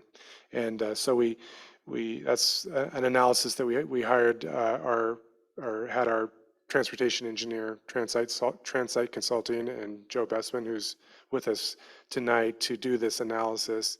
And his conclusion was this rezoning of the subject properties to PFI and MFR does not alter the long-term plans or needs identified within the city's TSP. Although there is a requirement of a mitigation fee for these properties because they're increasing trips beyond what especially for the portion that's being rezoned to multifamily, there's an increased impact. And in accordance with past precedents where we've had rezonings of properties that have increased their impacts, we've required a mitigation fee to those properties when they develop. And this is no different. And that's to help support east-west mobility needs and the parallel alternate route. And so go ahead and skip forward to the next one. What those improvements are listed here are those that would mitigate impacts that we have to the Barclay US 20 roundabout. And these properties would be required a pro rata share of that, those unfunded projects at 2.1 million of improvements. And based on the acreage and the potential units that this multifamily could generate, equates to this $92,000 trip or mitigation fee. And it's basically equates to $345 per peak PM peak hour trip. And so we will apply that fee at the time of building permit when and if a project comes through for development as the mitigation for that. And then also looking at water and wastewater, one of the findings that we have to make is whether the affected area is presently provided with adequate public facilities, services to support the new zoning and code amendment, or whether such facilities and services are planned to be provided concurrently with the development of the property. the improvement that's necessary to support development, future development in these areas is the West Side Pump Station. And the addition of 52, potentially 52 additional equivalent dwelling units on the 2.97 acres that are being rezoned to multifamily would equate to about $50,592 or $972 per equivalent dwelling unit for wastewater. For water, would require some additional water rights to be purchased on the order of $29,000. So that equates to $559 per equivalent dwelling unit. And those fees would be paid on at time of building permit. And if you need any explanation, detailed explanation of either of those, Joe's here, and then Paul could also help weigh in on any of those utility mitigation fees. So next steps, at the conclusion of the testimony, the council can consider the following options: continue the hearing to a date certain, close the hearing and leave the written record open to a date certain, close the hearing and set a date for deliberations, or close the hearing and commence deliberations tonight after public testimony. Are there any questions that we can answer? All right. We'll get there. Okay. First, correspondence. Have we received any correspondence on the matter? Yes, we have. We received a letter from Jerry Caping from the Well House Church. You have it in front of you. Would you like me to read it into the record, or would you just? I don't feel that's necessary, but if anybody does, I mean, it's in the record, so I don't feel like I've read it. I've read it. Okay. Does anybody has any? Everybody good? And that was the only piece? That was the only one that came in after the staff report was put together. Okay. Next is questions of staff at this time. I will ask each counselor whether they have any questions for staff. Questions should be stated by each counselor. Staff will respond after all the questions have been asked by counselors. When your name is called, please ask your questions or indicate that you have no questions. I'm going to go first, if you don't mind. I didn't do any questions last time. I guess my question is, it's kind of about churches themselves. There isn't an outright use in any zone for churches, is that correct? Correct. That's correct. Yeah. Okay. I kind of feel like they should have a zone, and if we're calling the zone public facilities and institutional, it kind of fits right in. I'm going to just throw it out there that I think it could be an outright use in this particular zone because it's the only area where the churches are, maybe. I know it adds a text amendment to what we're doing, but that's just my thought. Yep. And you guys can. 2 other churches that are not there. Yeah, well, no, I understand that, but Oh.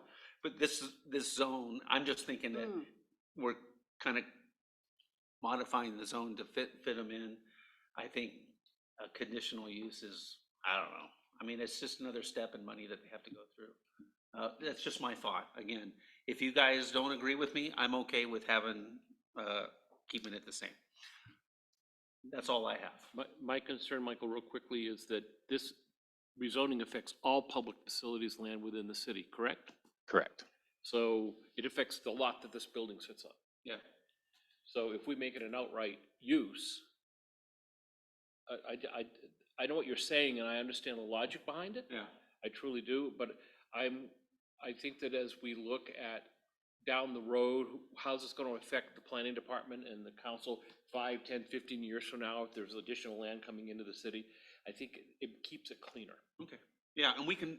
And that's the only reason. And that's fine. And when we get to deliberations, actual deliberations, we can either bring it up again, or if I'm the only one, that's fine too. Questions, Councilor Bloom? Was the church that was parcel 5 content once the name was changed to public facilities and institutions? Were they okay with that name?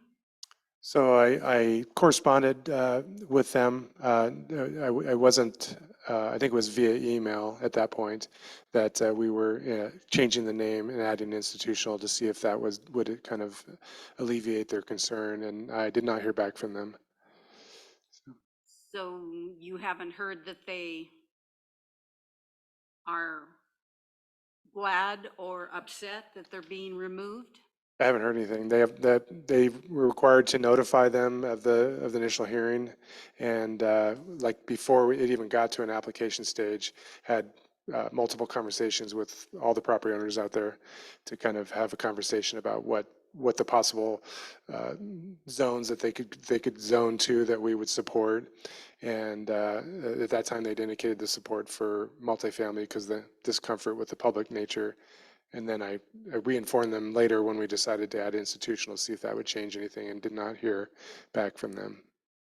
Okay, second question, the mitigation fees that you were just showing up there, those will be in addition to the regular SDCs? That's correct. That was all my questions.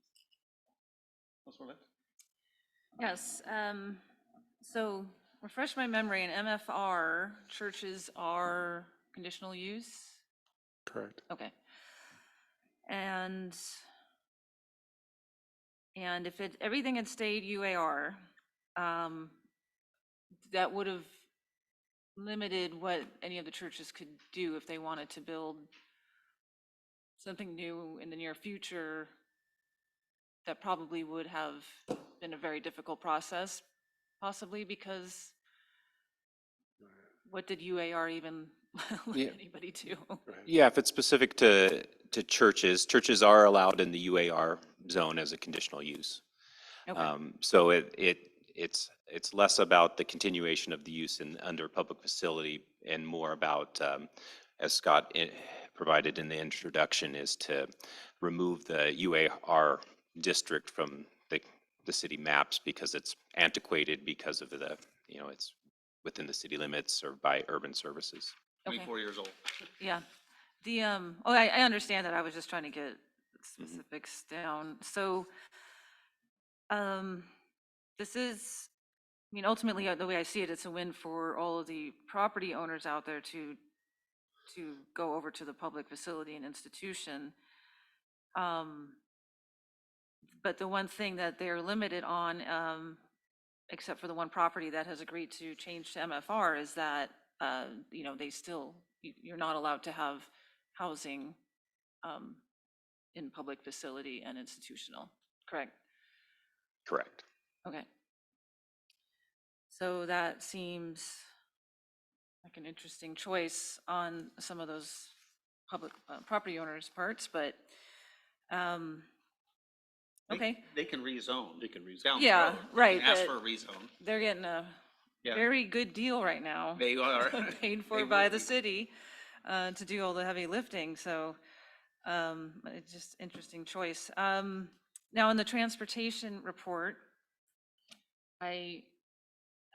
the numbers in here are kind of, it says 2040. So can you elaborate on that a little bit, as, are these kind of numbers that we would maybe see in 2040 based on these changes, or? So for that, I'd like to call up Joe Bessman to Okay. justify his trip from Bend to Yes, I know. Sisters. Yes, he gets to go. Yay! You waited so We're all long. wondering who the guy in the shirt was back there, Yeah. so. You're good. All right, for the record, Joe Bessman, Transite Consulting.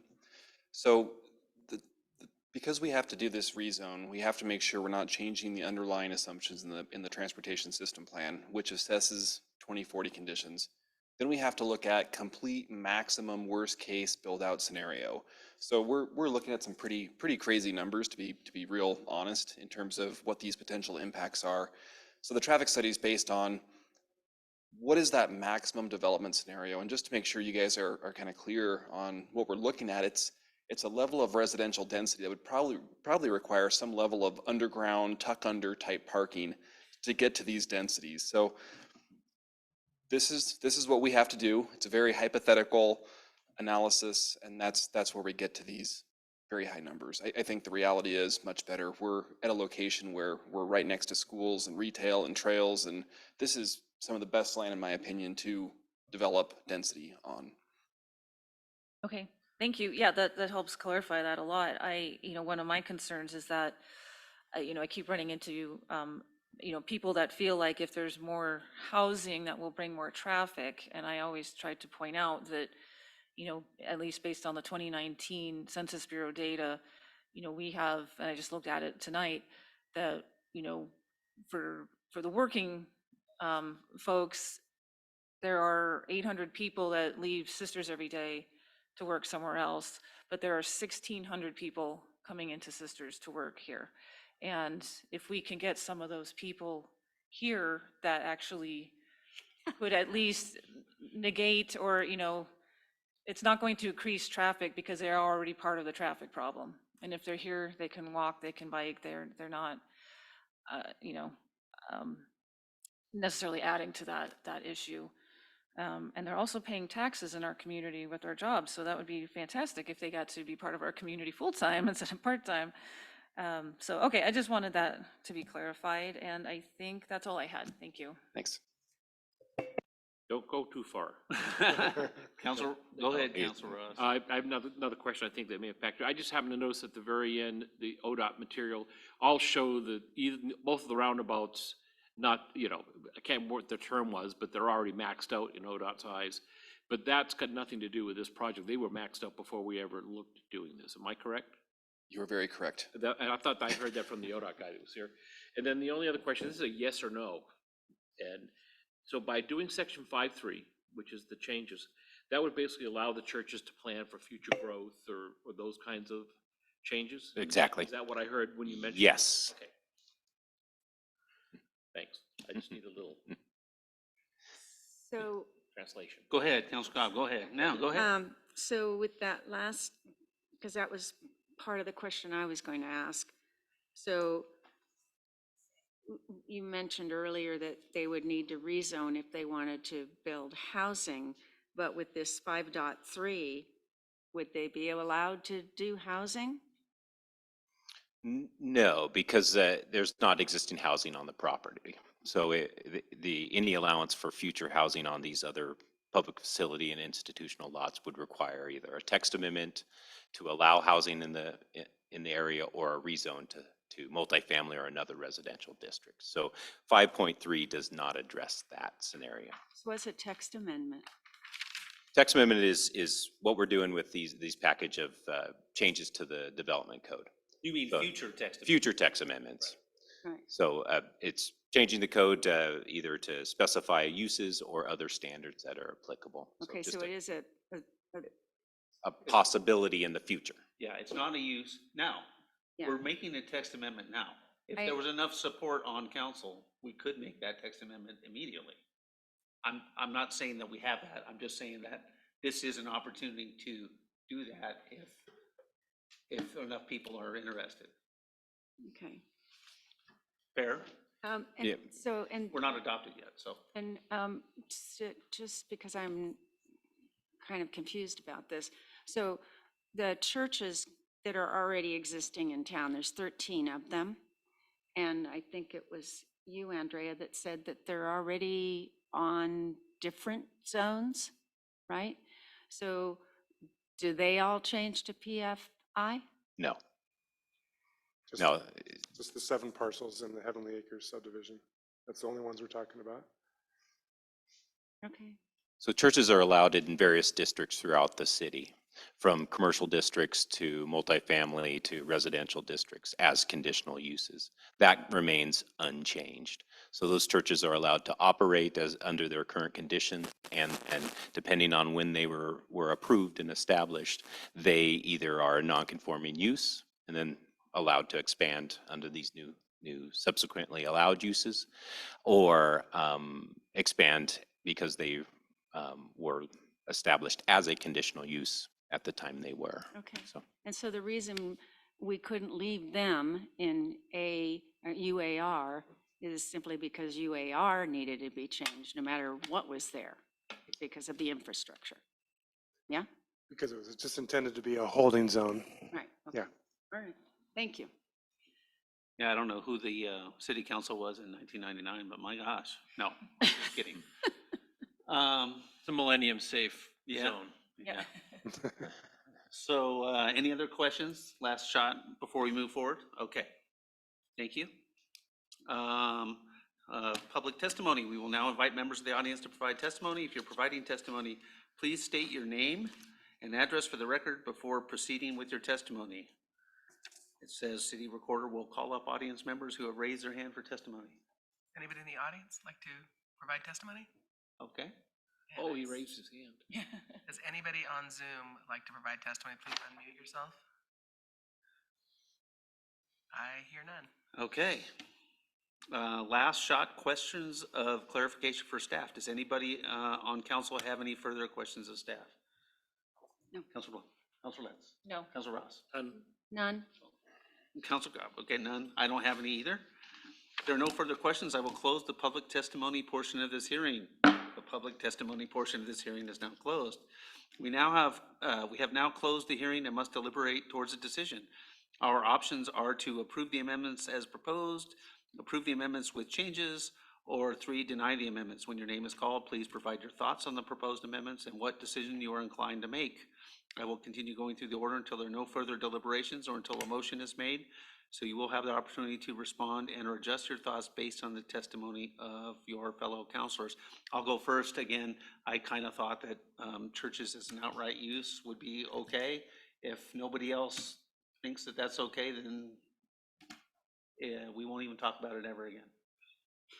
Okay, sounds good. I just think they have a potential to, could be large, bring a lot of traffic, you know, it's something that needs to kind of go through a more rigorous permitting Okay. process, I think. I'm good with that, and nobody's agreeing with me, so let's move on. Let's start with you, Councilor Cobb. Would you like to approve the amendments as proposed, approve the amendments with changes, or deny the amendments? I'd like to approve. Okay. Approve. Councilor Letts? Yeah, I'd like to approve and just point out that I know I joked with Scott Woodford about this a few weeks ago, that when this process started well over a year ago, it seemed like looking at a map, you could just go into a computer and click down on the color codes and just make that a different color, and that would be it. This is clearly a much heavier lift than I think any of us anticipated, and big kudos to the planning department for all your hard work. There was a lot that went into this. I'm a little disappointed that we are only getting one lot that's MFR out of it. Better than nothing. You know, mission will be accomplished at least. So I am happy to move forward with this. Approve. Probably need, and I'm gonna approve, so I think we have 5 people wanting option 1. We probably just need a motion. I move to recommend to City Council approval of City File CP 22-04 ZM 2201 TA 22-05 as drafted by staff. Second. We have a motion and a second. I'm gonna do a roll call vote. Councilor Blanc? Aye. Councilor Letts? Aye. Councilor Ross?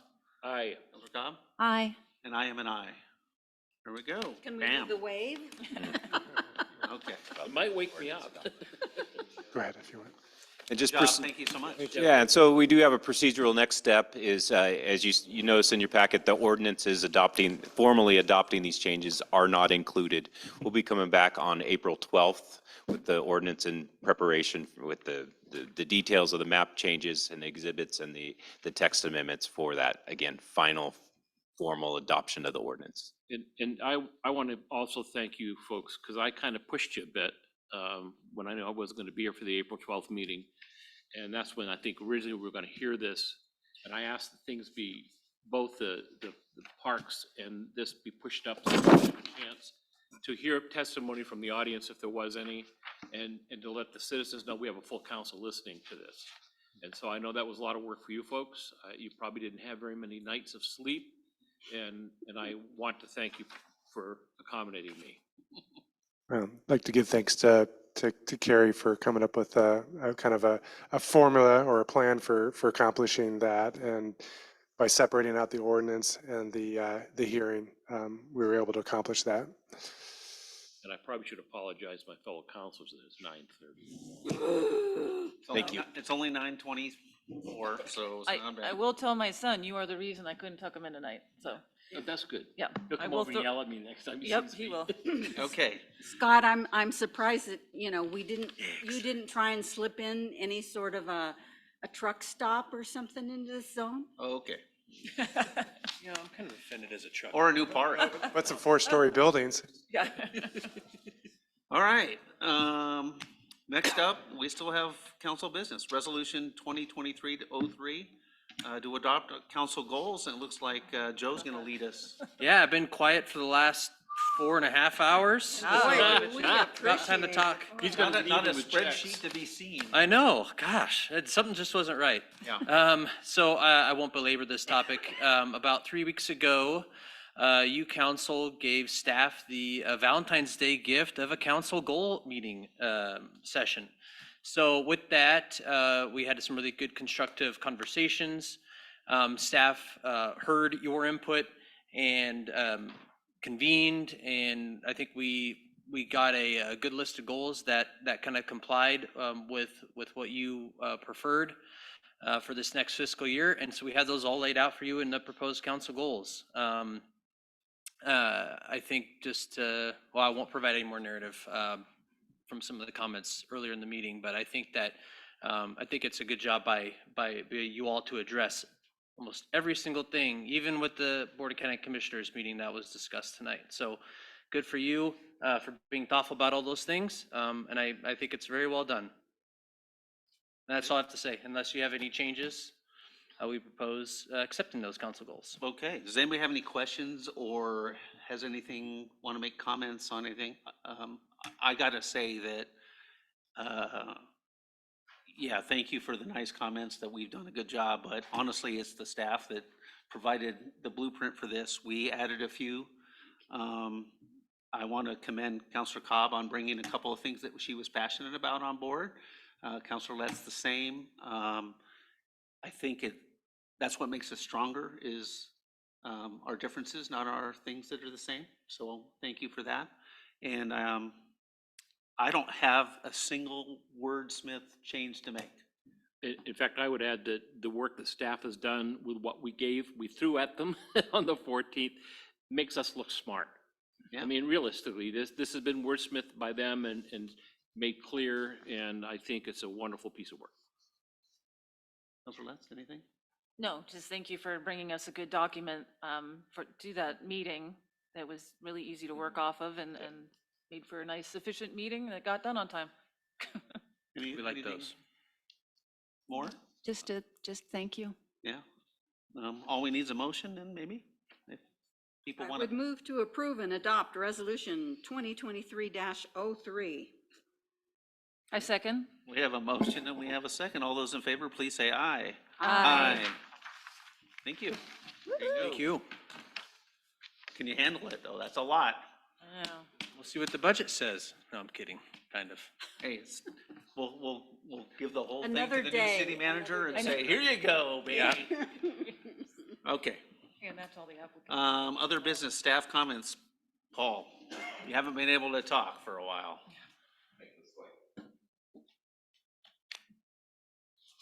Turn the mic on for me, please. Thanks for all you do, of course. And for staying around. My pleasure. Only thing I had to add is I kicked off our water conservation year 2. Today gave a talk with SPRD's Lunch and Learn. So we had a group of folks there. Took them through, the reasons why, took them through the water system. And of course, 2 hours later, we've talked a lot more than water. So yeah, we're all over the place, roundabouts and everything else. So good time spent with those people. We'll be continuing to engage the community. We have a table out in the lobby that we have water conservation information on, some cool little water conserving devices free to our customers. And we'll continue that as part of our water conservation plan. So we're going into irrigation season. And like I mentioned, previously, we saw a lot of success last year with the reduction in water usage. So we're going to keep that momentum going. That's all I had. Any questions for Paul? Anybody? A comment, I was brain dead when I was thanking people for their work on the Parks Master Plan, and I missed the most important person. Oh, no. And that's no. you. I mean, I saw those, I'm the person that saw the lists, pages of corrections, changes, things that weren't quite right. I mean, you went through it with a fine tooth comb, and it made it a much better document. And I know that took time. Thank you. No problem. Staff's the people that have to live with those documents, so they want them to Yeah, be of right. course. Yeah. It ain't 1999 anymore. Yeah. All right, Scott? We missed you. Are you done? Yeah. Are you just gonna? You're at sleep your under word desk? quota. Do you have any questions? Yeah. I didn't really prepare. Who's coming any. in tomorrow and who's It's- not? Do we have a planning department? Do we have a planning department? Apparently not. Apparently not. No, I have guess there I'd just be been- available for any questions. I'm sorry, I'm a little brain dead right now. Yeah, no. So have there been any full applications submitted for any of the issues that were being brought up today? Full applications for like Like the gas station or? there has been an application submitted. Okay. Currently, it's been deemed incomplete. They need to get us additional information so that we can make do our review, and so far they haven't gotten the stuff back to us yet, so it's still in that mode. There is typically it's a type 2 application, which would typically just be a staff level review, but there's a provision in the code that allows the director to push a type 2 into a type 3, which would mean planning commission review, and I've made that decision that this should go to the planning commission because I think that's why that provision is in the code. So trying to encourage folks to direct their comments to us at a staff level so that we can direct them to the planning commission at the appropriate time. But it's hard to convince, or hard to get that word out. And in conjunction with that question, the former spa lot, which was highlighted in the nugget today, would any development that would go on that property have to come before you as a conditional use or planning commission use? Because it looks like it's going to be a change of use, whatever they're going to do there. So we've had a pre-application with that property owner who's looking at doing lodging use. So that's a permitted use, so you probably wouldn't see that. But in our goals and in some of the things I saw in planning documents in that zone is to encourage retail on the first floor and housing on the second. And I'm wondering if this is contrary to what we've been trying to do. I think it's, if they were just to do residential, they would be required to do it in a mixed use format, but because it's lodging, it doesn't have that same requirement in the code to have retail down below. You're not buying it. Lodging's already commercial as Well, opposed to residential. I think there's lodging, which to me is a hotel or some of those kinds of things, and then there's units that are basically rented separately that don't have a front office and that's done that way. The model that you could probably use is this one over here. It's going to be something like that? Yeah. That's kind of the inspiration for it. All right, Yeah. thanks. That's helpful. Yeah. May I say something? Sure. Yeah. You need to know. I wanted to compliment you on your inset and after the first page, page 2. Very well done. I besides the comment tonight, I also think it's important at the next opportunity we can is to share with the public that, we had a window of almost 2.5 years where there was no development and there were projects that had been waiting. And I think Andrea kind of alluded to that, but we didn't talk about this space of time where we didn't develop. And then suddenly we were doing those and the other things that were coming during that 2.5 year period. So I think that's part of the shock factor with the public, is just that there is a lot of development going on right now. And they're going to be, none too happy once that roundabout and all that goes on also. So I think it's just another It's the pace that, perspective. that's one thing Well, we've heard. and honestly, 10 years ago, there were people that had only been living here 2 to 4 years who were making the same arguments 10 years ago. Right. And then 20 years ago, there were people that were living here 2 to 4 years that were making the same arguments because people, They don't know. we all moved here at one point or of Yeah. time. Yeah. And I'm sorry, but the population estimates for 2040 are gonna be probably pretty close. I think so too. I think they're And gonna I be think more. that our most important mission is not trying to, bring those numbers down as much as accommodate for numbers and keep the town livable. That's the most important thing. Yeah. Doesn't matter if the population's going up or down, because at some point it's gonna level off, and you still want it to be livable. And if the population's going down, you still want it to be livable. Anyway, enough of that. It's a good problem to have. I mean, my husband is from a town in Iowa, same size, and it's Dying. dying. Yeah. It's been dying for 30 years, and it's just sad. Yeah. Yeah, and I see they that would in kill New for England. half of the problems that we have, The town I grew up in was 10,000 people when I was in school. It's now down to about 3. You can't give a house away. Wow. All right, anything more for Scott? All right, thank you, Carrie. Thank you. Thank you. Thanks, Scott. Just 2 quick comments. We're going to all meet again next Monday at 11 Yay. for an executive session. So Looking just a forward reminder that executive sessions are, and I'll send a reminder out this week, are closed to the public. The media can be there, but anything within the executive session cannot be spoken about outside of the executive session. That was a reminder that we wanted to make. And then I think I sent you the email, but that the Forest Service is having their community event on the 15th and over at the fire hall, and that should be hopefully a well-attended event. I think it will be. All right, anything else? Any questions for Carrie? Thank you, Carrie. Thank you. Long night, sorry. Yeah. Joe? I don't really have anything new to report. We're still in the middle of our audits, which are fun. Staff is doing a great job, at least in the finance department, just fielding. I've been overhearing just a lot of discussions with the public as they do every day, and handling those very professionally. So I'm really proud of how they do that, and that goes for all staff, not just finance, of course. But sometimes they get a lot of curveballs, and they do a great job of handling those. It's rare to call a district or anybody, any company or anyone and get someone right away. So we're proud of that too. Yeah. Anyway. Anything from the office of the intern city manager? Oh, not right now. I think you're going to comment on some of the good meetings we've been participating in lately, Yeah. right? So I'll let you talk about that. Okay.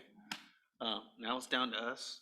Councilor Cobb, you can go first. I'm done for the night. Okay. That makes it faster. Yeah, I'm brain dead, so I'm not going to say anything because I'll ramble. Yeah.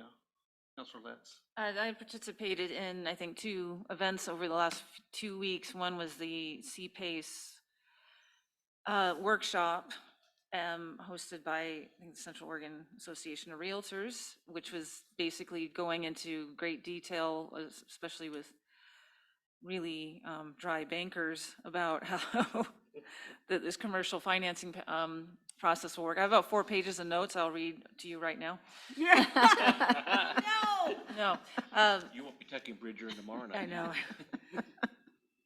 The good news is that it, as the markets get worse for lending, CPACE is getting much more attractive to people to use, which is good news. There were a lot of people from different banks at this workshop. There were about 30 people, because they want to learn more and get on board and be able to participate in this program. This program, again, is for financing energy efficiency and renewable energy upgrades or additions to new and existing commercial or multifamily housing, 5+ units. And a lot of opportunity in there. There's a lot of stuff coming from Washington as well, DC.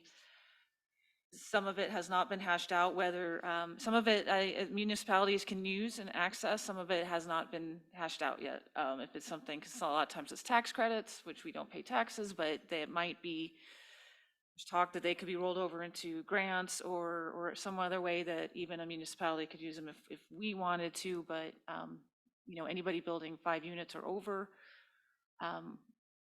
you know, can take advantage of this, which is really fantastic for us because we have very little incentives available to us and sisters because we're not an energy trust territory. So if anybody wants to learn more, they can come to me about that. The second meeting I went to was the superintendent's coffee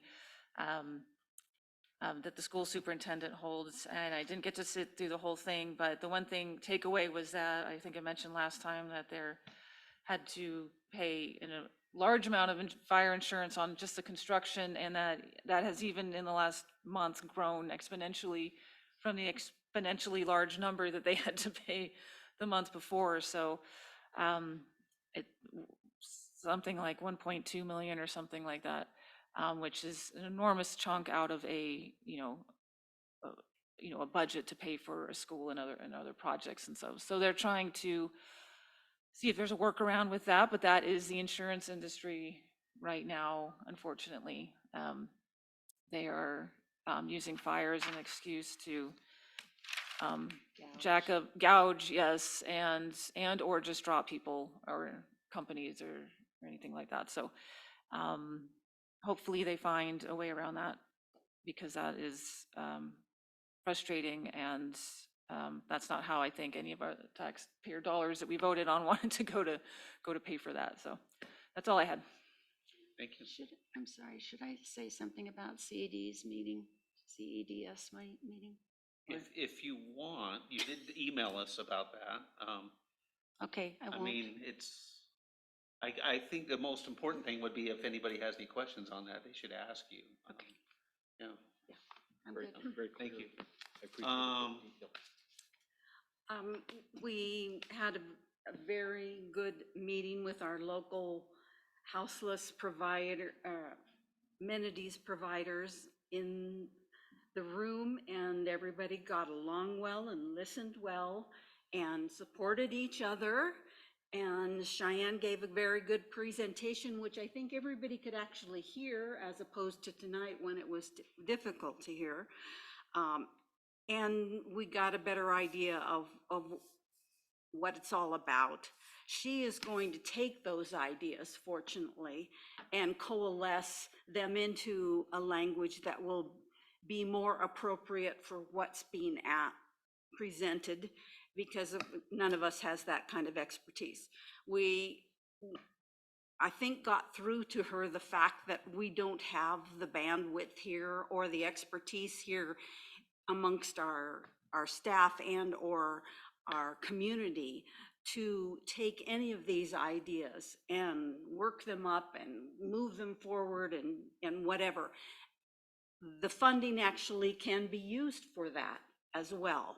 So she's aware that whatever we should be, if we should be eligible and be picked any of our projects, that, you know, we will totally need support through that process. The ideas were, you know, some you've heard before: purchase some facility and it'll be housing and it'll be resource center and it'll be great. But that's millions, and she's fortunately brought people down to earth and said, given the 14 million that the Tri-County area is going to get, the chance of us getting millions would not be too good. And so unless there was a huge, what do they call it, already coming to the table with a huge amount of money, that would probably not rise to the level of being funded. But there were some other options that were brought up, and I'll discuss it more when you're able to actually comprehend what's going on here. The one buggy-boo, as always, is this funding has to go through the portal, access portal, that everyone that is going to receive anything from this funding has to get into the database and be on the list. So once again, even if we have a spot for somebody, They're not in that if they're list. not in the list, They could and they're be. not the top of the list, Right. they can't get it. And that person could be from Redmond or Bend. Yep. So we can have a family that we know needs housing right now and meets all the criteria, but they're fifth on the list. The top four would have to deny, say, no, I don't want it, I don't want it, I don't want it. Or we would have to take them. And she said, well, there's kind of ways we can, you know, people really only want to, if they've got a job in bed, they're not going to take a position in Sisters.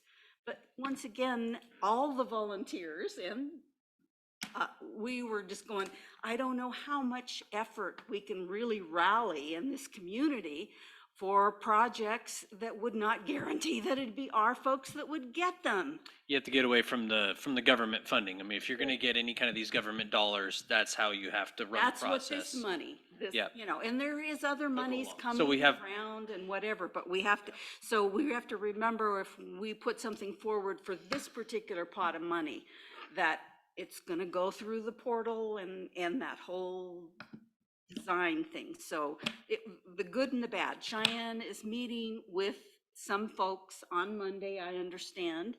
Of course, right before our meeting here, to help them better define what projects they might want to put forward. And so I don't know, it's kind of up in the air, hopeful, and yet, you know, nothing's ever easy. Yeah. That's it. Okay. And thank you, Carrie, for coordinating everything. That was a pretty big Oh, lift I on mean, her I end. I know. think everyone really benefited from it. There was a lot of players. There was a lot of stakeholders. And they were And- so hoping that Carrie would just take it The on linchpin, and yeah. start coordinating it and Yeah. providing lunch. And we tried to make it clear, you're much better off not having the city be. Yeah, public records, a real public, thing. You know, the access point, you know, but. Yep. Stop being so competent, Karen. I It was know, just like it a was I direct know. action, Actually, like- a really good not accumulation, because we'll continue to work, the work we've been doing with CLI and the Cold Weather Shelter and meeting with them and bringing everybody back to Fan, the yep. table and fan, and get everybody in the room at the table in a very cordial, constructive way with two topics that we had to talk about. It wasn't this ambiguous piece. It was two very solid things that we needed to talk about. So Yep. that was good. And it's never happened before, so, No. I mean, we're doing things that have just.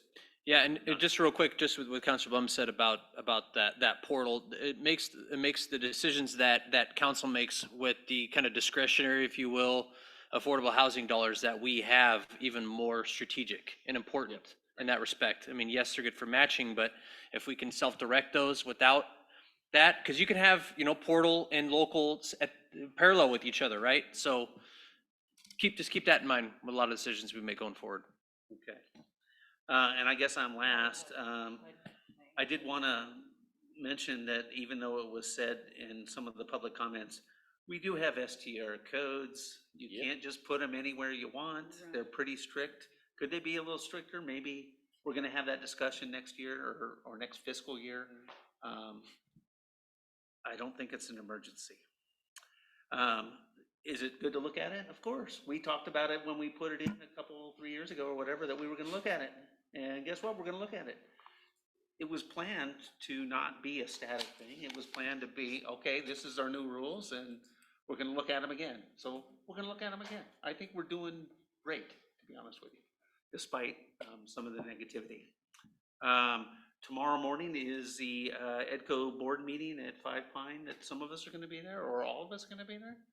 Black tie. Plan on going. Yeah, okay. It's early. It starts at 8:30, so we. I need know, to we all- need to get it. So the last thing, We're staying here.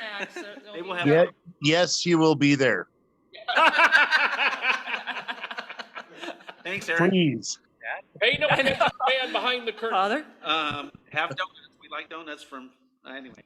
The last thing I wanted to say was, this core 3 thing that Tony Devone brought up. I love it. And I'm not embarrassed, but I'm a little, you know, our name's not on the list and the partners list is this long. If you agree that you like this program, Can you just give me a head nod so we can move forward and somehow figure out how to be a partner? Well, does it To be an come- official I partner? don't think our fire district is on there either. Well, yeah, it is. No, I think they are. Sisters, Oh, yeah. it's the very last one, yeah. Yeah. Deschutes County Sheriff's Office is on there. I don't know. Well, I don't know- I don't know what we have to do. Can I look into that? Partnership, well, yes, partnership might have to be paid. Yeah, maybe. Is my concern, and we do not have a fire department or a police department. I think that when you look at the list, they're all gonna be entities that have fire and or public safety as a part of their budget. Now, I'm not saying we shouldn't, because I agree with you, it's important. So we're in support, but maybe not necessarily partner level is what you're saying? Yes. I mean, you're welcome to ask. Why don't I just, Yeah. You'll find out. I'll just find out from Tony. It'd be- I'd like to know. Is any other city listed there? Well, Oh, yeah. City of Bend, City of Madras, City of Redmond, they all have police departments, so. They all have fire departments. They all have, yeah, we have a fire district and we have, you know, Deschutes County So partners. marshals aren't included in that program. Deschutes County is. Deschutes County is. Well, we have. We have. Right. We have. So. them. And so- they're already on there. Fine. Deschutes County Sheriff's So- Department's already on there. I wasn't trying to make a big thing about it. Right, I just no. wanted to make- Like it. Michael, John. I'd like to know the answer to that question. Okay, that sounds good. I'll find out what's the difference between a partner and a supporter. Yep. And that's it. Let's get out of here. But wait, Sisters is not on No. here. Oh, that's what I'm Even saying. our fire department isn't? Yeah. Well, he